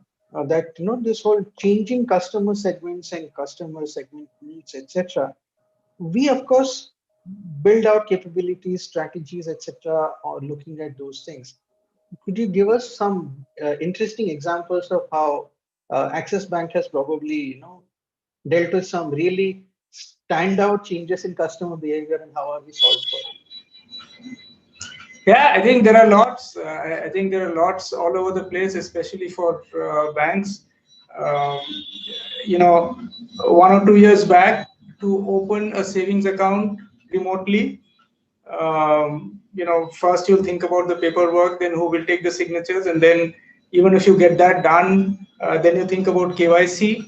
And today, completely remotely, we have not just Axis Bank, several banks in the country, they have a video KYC system. So you just remotely do a video KYC and the account gets opened completely remotely, right? And that is driven fundamentally not because the bank wants to do it, because consumers are getting used to it. I think consumers have rediscovered themselves. In the last 8 or 9 months, there are many areas where consumers have just rediscovered, saying that, oh my God, this is also possible. In that process, working backwards from there, organizations like banks and others, we have been forced to rediscover ourselves, saying that, oh my God, if the consumer is willing to do, and if the consumer is able to do this, then we better fix our systems and processes to meet that need. And I'll give you, a couple of more examples. In the last decade and a half, you go back 20 years, maybe cash was king. And then, 25 years back, credit cards, debit cards came in. Over the last decade and a half, credit cards were going, everybody was running after credit cards, the physical credit card. In around 2010, credit cards used to comprise of about 70% of retail payments. And today, credit cards comprise about 10% of retail payments. In the last 1.5 years, I think the point was made earlier, and you started off with this, is to say, yes, the pandemic, of course, pushed and accelerated a set of things. But a bunch of the trends had already started. Once UPI came in, today UPI is 70% of the retail payments market. So now, therefore, banks, including us, we are really thinking, where is this whole credit card business going? One, it doesn't make money. Two, if the market share has come down at an industry level from 70% to 10%, then, what are we all chasing for? Maybe there is a different trend that is coming on, and therefore you change your strategy. And again, this is not because somebody wants to do credit card or somebody wants to do UPI. It is because the consumer has moved from saying that, this whole thing around take the card, give it to him, take it back, and then there is a pin. There is a simpler way of doing it. I just make 2 clicks on the mobile phone, done. So the consumer behavior itself is shifting away, and so on for beyond banking. We're working with multiple partners across ecosystems, education ecosystem, healthcare ecosystem. People are moving towards digital consulting with doctors.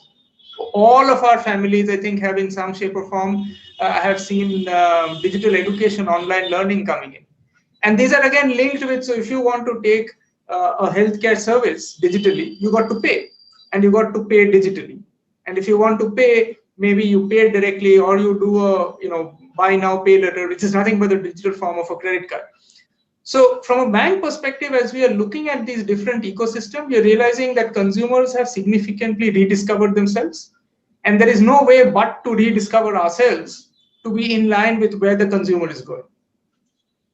Fair, you made a very global statement there, that the consumers have rediscovered themselves, and we have ourselves as individuals, and we are not going to go back to the traditional ways of doing business any longer, traditional ways of transacting any longer. That's very true. Mr. Datta, I will come to you. You kind of catch on to your business is all about building on these kind of emerging consumer trends, and that has been the kind of mainstay of why the growth for Geo is so big. But are there some very, very interesting, unique stories that you can tell us about, which probably we as normal people who would think about automation or digital enhancement, etc., do not understand? But you are seeing emerging, and do you think that will become mainstay for the future? Yeah, sure. And I'll pick up from where Supriya's left. I think is very beautifully articulated that it is more of a customer driven rather than organization driven. So I see two things happening, two end of the spectrum. One end of the spectrum, customer side, customer journeys are becoming more and more digitized. I mean, and for the benefit of students, if you go to a store, before they sell anything, they will ask a mobile number and probably tell you to download the app. So basically the entire focus is, how do you digitize the consumer journey? That gives you a tremendous amount of backend data about the customer, about the preferences, about their choices, and all those kind of things. This is one way of things. Other side, our analytics capability is going, computational capabilities, analytics capabilities, data visualization capabilities are going leaps and bounds, for the last 2, 3, 4 years. So combining these two factors, we know a lot about customers compared to what we knew about 3 to 4 years, and many surprises come from there. As Supriya was telling, that there is a strong correlation between the time of application of loan and its future course. There are unique insights and actionables which is coming out from this data set. So if you broadly divide the customer into two parts, B2C and B2B, on both sides, I think we know a lot about customer because of digitization and because of analytics. That is number one. Second thing, as we go deeper and deeper, what we are seeing, or rather we have now seeing that our entire approach to what we call IARG, identify, acquire, retain, and grow a customer, has to completely drastically changing actually. So the number of cohorts that you were dealing earlier is now increased. A set of people who are probably at the age group of 20 to 30 who's likely to consume content between 10 to 1 o'clock in the morning is very, very high. So can you push your marketing, can you push your campaigns on that particular segment and upsell some of your things? So it gives us the tremendous opportunity. We see a lot of emerging trends within the customer segments. There are multiple cohorts, and the earlier notion of one size fits all approach is slowly vanishing. So as you can segment, as you can break the data into multiple pieces, as you can build more cohorts. And for each cohort, probably what we have to see that we have to deliver customized campaign communication and product and services. So that has been the biggest learning for us. And hopefully, being a telco, we have a lot of data from the network side as well as from the consumer side. And if you merge the two, I think the possibilities are humongous. And if you see the Geo's vision is always not to build a highway, that we call it a highway. What we build as a broadband connectivity and wireless connectivity is like a highway, is to build destination also. Those destinations are places where you go and consumer content, you do stuff, you do business and create value for yourself. So we see emerging consumer segment as a bedrock for creating, new destinations, which will be probably giving us a lot of value in future. Right, absolutely. And Mr. Dutta, you're right. And you're lucky to be sitting on that huge pile of information. Yes. So I remember, so I used to head the strategy function for Hindi General Entertainment at Star for some time. We used to like really literally beg for this kind of data. Can you give us this data? We really want to understand where is our consumer sitting and how are they consuming these things. Mr. Bhattacharya, I will come to you. This is probably the last question. I will come to you. You are somebody who has been dealing with data and using data and analysis in the background to support all sorts of decision-making processes, especially in the advent of whatever has just happened around WhatsApp, Facebook, and pretty much all social media networks getting a buzz about the whole thing. But consumer data, how do what is really supposed to be secret vis-a-vis what is not secret, and me trying to explain to the entire world that whether you like it or not, for every company that is declaring and taking your data, probably there are 3 more which are not declaring and taking your information about you. They know everything about where you are, what you are doing, and what is your bank balance. But having said that, when it comes to this kind of customer data, consumer analysis that is coming in, do you see this fundamentally changing the way we are going to do consulting in the future? See, okay, let's look at it this way. I think Supriyo and Anindya talked about how their organizations are really looking at the data. Okay, now if you look at the gist of it, okay, 2 things. One is that what they're trying to do is complete personalization, or rather the extreme personalization. Okay, Anindya talked about kind of breaking down the cohorts to the minimum possible level, and the most ideal essentially is that he geo addresses me as Bishajit and you as Navoj. Okay, so that's the ultimate level of personalization, and that's something which every industry is trying to kind of get in. Now, having said that, how do you really kind of collect that level of the data? And there are multiple issues also comes around it. We are talking about the consumer data. So what it means essentially is that it's sensitive and personal information. Okay, so SPI as we call it in the industry. From a legal standpoint, India doesn't have a very clear policy. There have been multiple thoughts, multiple committees which are there. I'm sure most of us have heard the term GDPR, which is running in Europe.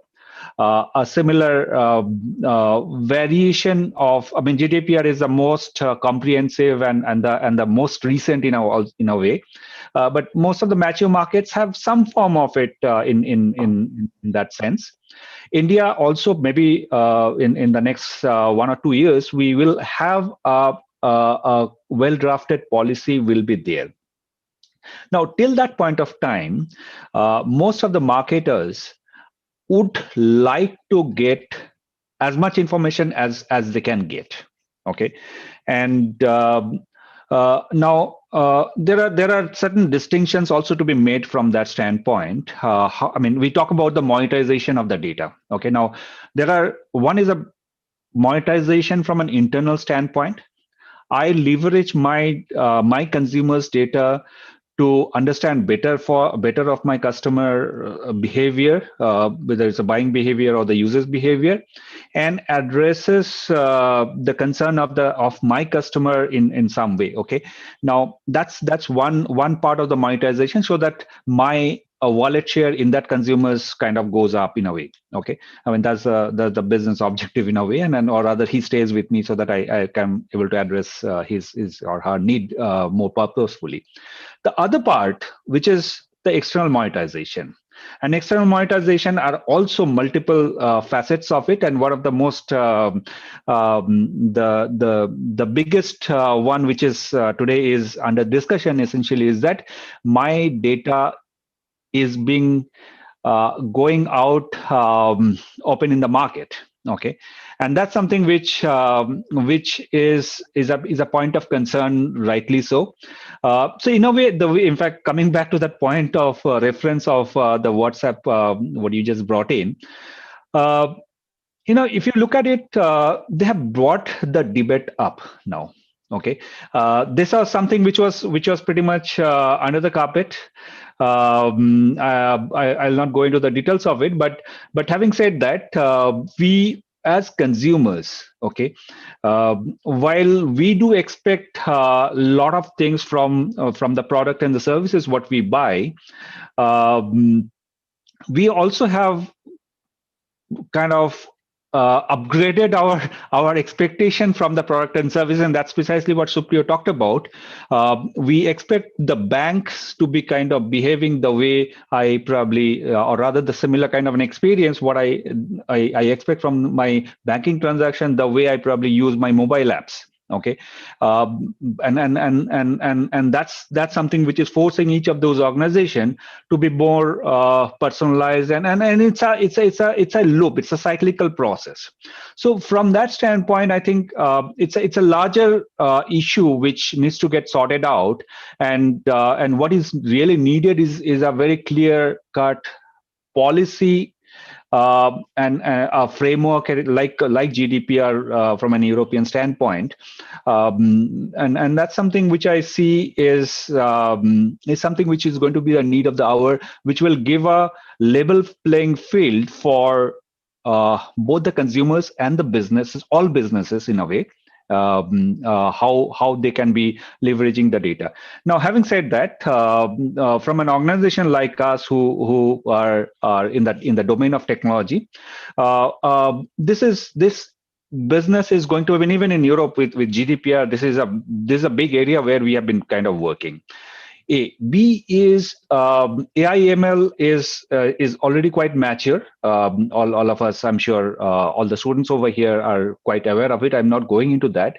Now, also, what's also happening, I mean, I'll just add to the technologies like the AI/ML, cloud, etc., which is already there in space. The other thing which is also happening in a way is the power of the computing power is also going up. I'm sure some of us have heard about the quantum computing. Quantum computing, actually speaking, what it helps you to process multiple strings of the computing processes in parallel, which is a challenge today. Now, what it really means is that AI/ML is a process which is more iterative in nature, which becomes typically the computers become so powerful that I can run n number of such loops in parallel, and I can be a lot more granular in my predictions while using any of these kind of technologies. Now, so this direction is going to be there with the right set of policies. We will see a more mature, more structured way this particular area is going to kind of help us in personalization, as well as in terms of bringing efficiency in our businesses. Mr. Bhattacharya, I would love to continue this conversation. This particular topic is very interesting. I would want to ask everybody their perspectives, but because of time constraints, I think we need to move towards Q&A. So I leave the floor open. You guys heard what we had to say, the panelists. Thank you for your perspectives around all the areas that you talked about. Rajat, would you want to take on for the questions? Yes, sir, Praveen, and Praveen will take it over from here. Sure.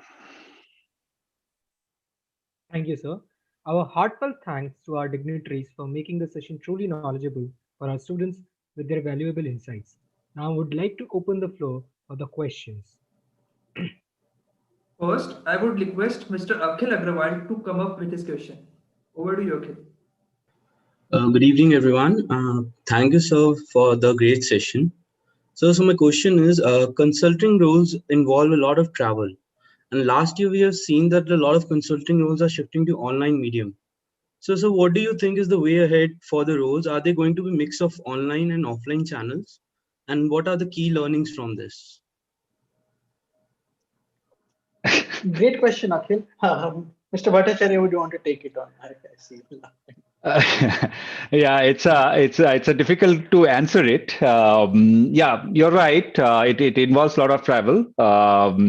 At some point of time in the early part of my career, which I used to love, and at some point of time you start hating it.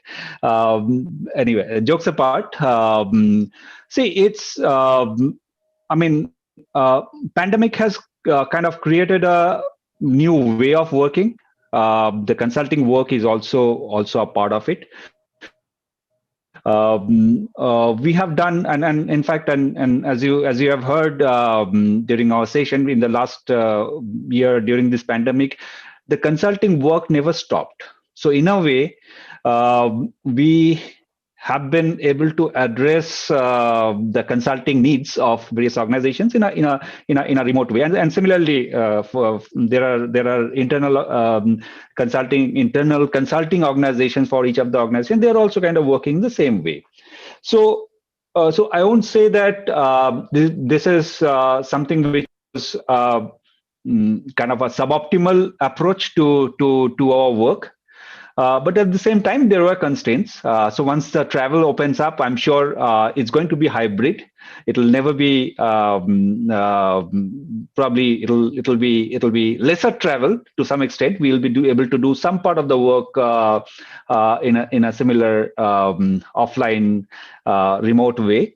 And probably and that's how I look at it. Navoch, over to you. I mean, probably you'll be. Yeah, no, that's I handed the question over to you because it's something that you would be going through, and you have seen the entire change that has happened. Mr. Malik, what do you say about this? So, nice question to ask if you're considering consulting as a career, right? I would say, in very brief, I don't think travel is going anywhere. I think mode of interaction with clients and delivering work is always a balance between effectiveness, efficiency, and the personal preferences of people. Now, I think some barriers have gotten broken about what people consider effective, what kind of interaction works remotely, and what does not. And therefore, the balance will also shift possibly for some of the interactions to become remote. At the same time, there is no.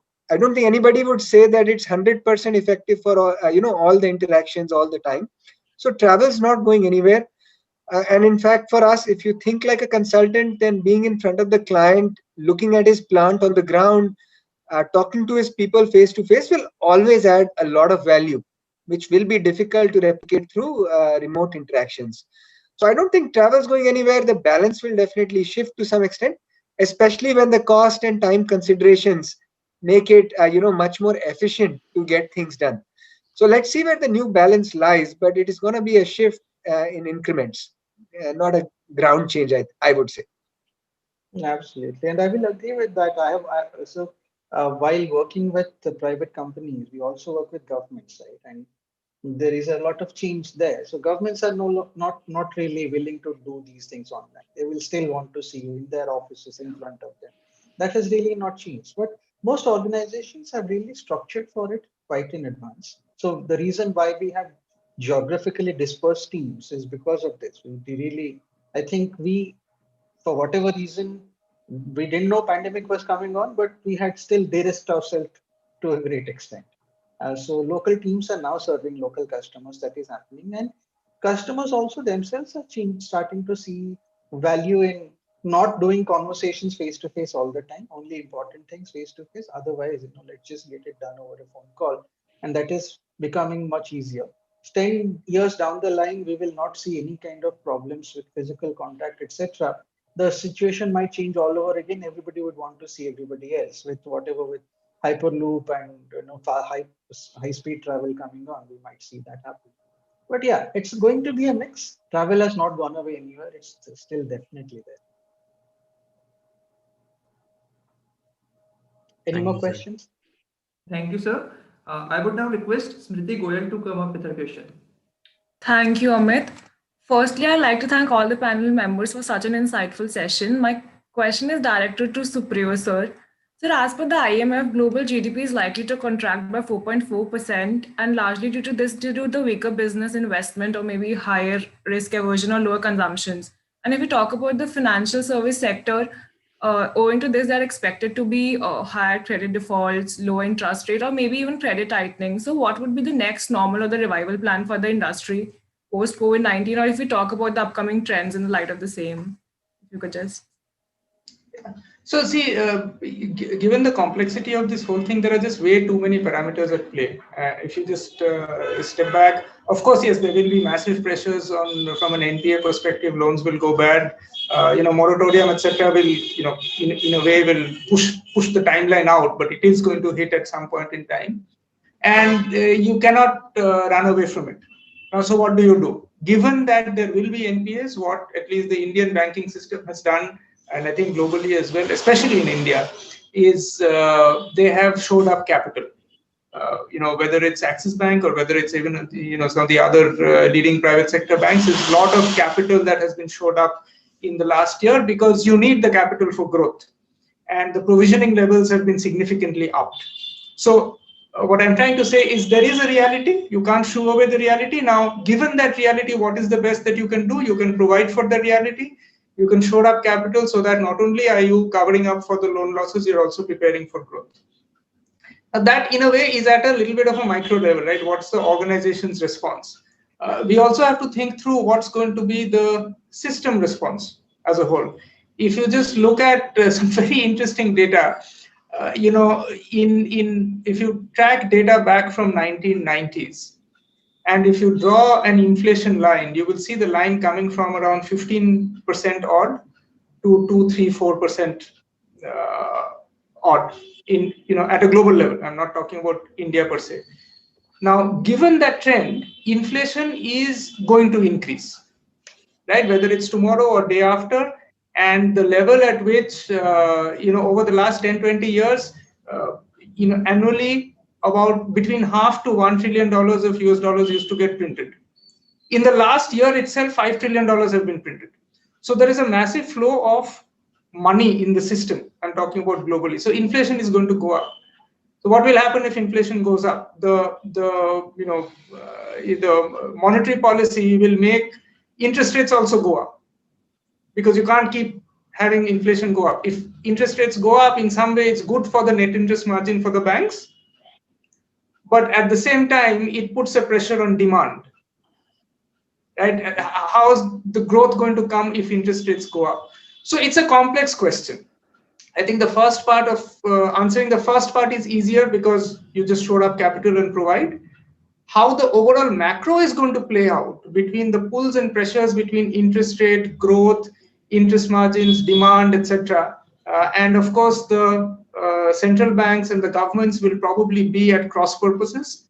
One would want to contain inflation, the other would want to grow, have growth.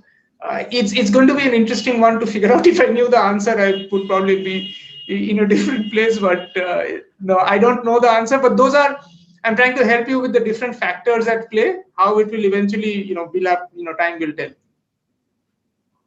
Thank you, sir. Sir, due to paucity of time, we would be taking one more question. Now I would request Aishwarya Rao to come up with a question. Over to you, Aishwarya. Good evening, sir, and thank you so much for the session. It was very interesting. My question is regarding that after the 2008 recession, companies had turned to management consultants for optimizing budgets and to create, better value propositions. So it was actually a boon for the Big Four. So now, do you think that companies are going to leverage these in the similar manner now that the recession might occur post COVID-19? Let me try answering that question. I'll probably pass it on to my fellow panelists in a bit. See, money has been lost from the world. So whatever amount of wealth that could have gotten created, that is gone. That's not coming back. There is definitely so companies, governments, whatever it is, they are going to behave exactly in the same way. The psychology stays the same. What, because we have lost something, we would want to do things to try and make up for it in a more aggressive manner in the future. So when it comes to more aggressive manner, it obviously means doing things that you are not doing before, doing things very differently, maybe putting in place, USPs that was not there within the organization, ensuring that every last uh, penny that could come out from customers into the cash kitty really comes in. And if not one, it gets doubled. And I'm seeing customers who are coming up in traditional customers who are happy with a, 0% to a 10-12% kind of a growth year on year, asking for 2x to 3x business sizes in 5-6 years now. So that is something that is happening, and obviously they're coming to a mix of solution providers. They have got people who used to be in consulting firms. I'm seeing a lot of my colleagues from the industry really moving into firms to help them build their strategy teams. And I'm also seeing a lot of these clients coming to us consultants asking for these kind of things, saying that we want profitable growth, we want accelerated growth, etc. And a lot of, so right now there is a lot of demand for these kind of things. So not just big four, pretty much all consulting firms, small, large boutique consulting firms, all are going to likely benefit from this kind of a, you know uh, uh, appetite, this kind of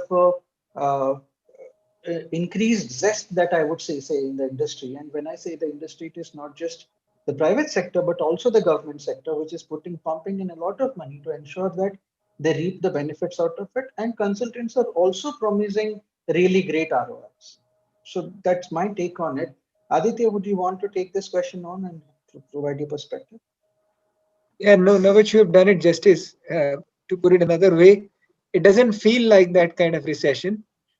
I think in those pockets, where an industry is uncompetitive or something fundamentally shifts, and you need to restructure industry, company, etc. That was a one kind of demand peak that had happened in the last cycle that you spoke of. But as Navach is saying, this feels a little different, where of course there will be winners and losers both at the industry and company level. But the general outlook seems to be okay. It was a big blip. We've put most of it behind us, and people are looking forward. So I don't think there is any reason right now for people to start thinking of cutting cost for the sake of cutting cost. But yeah, uh, restructuring to become more effective at gaining the growth, etc., will definitely be in the play.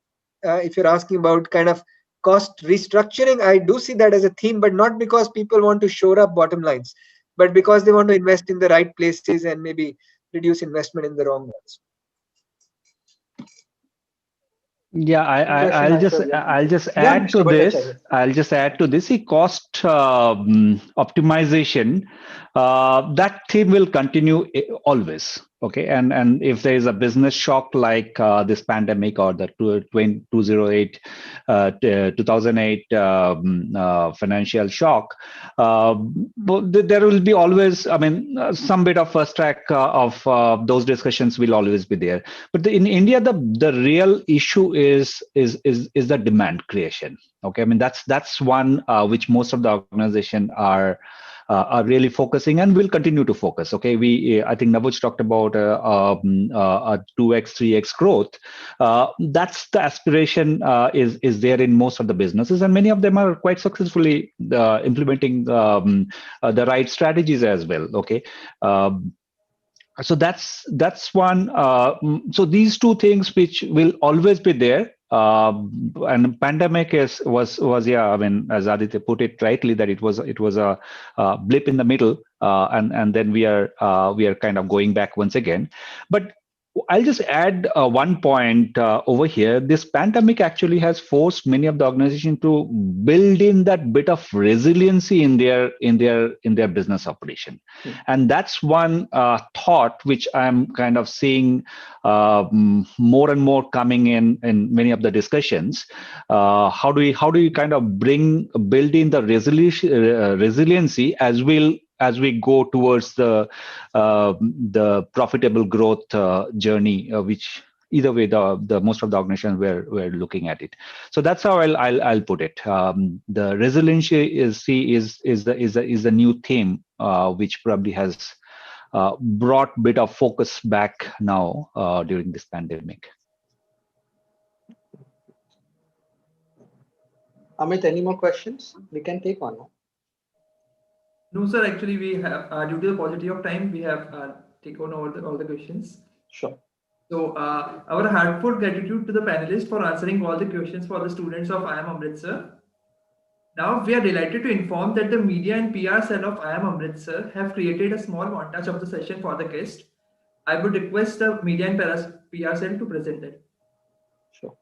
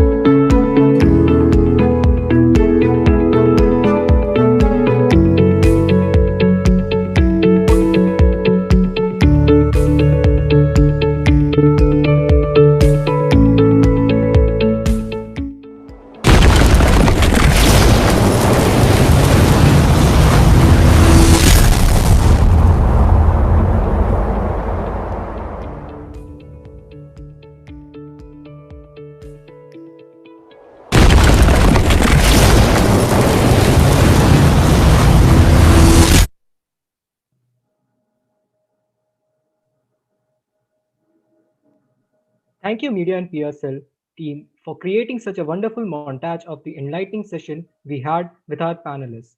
Now, I would request Mr. Vimal Sharma to present a vote of thanks. Thank you, Praveen.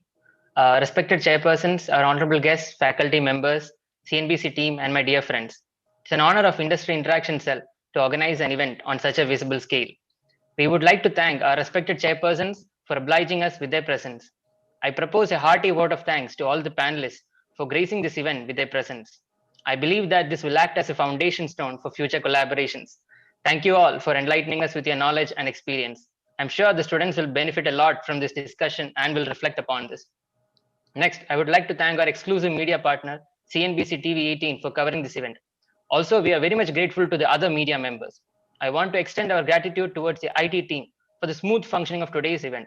This event would not have been a resounding success without the seamless efforts of the media and PR cell. Next, I would like to extend my gratitude to the team Stratagem, the strategy and consulting club of IIM Amritsar for setting a relevant context, and merchandising and sponsorship committee for their constant support. At last, I thank the students of PGP 05 and 06 batch for their support and patience, and for making this conclave a grand success. That's it from our side. Once again, thank you all. Thank you very much to all the panelists for gracing this event. It was Thank you, sir. It was really an honor to host all of you among us. Hope to see you soon in IIM Amritsar as well. Thank you so much. Thank you. Good luck to everyone. Thank you. Bye-bye. Thank you and good luck. Thank you.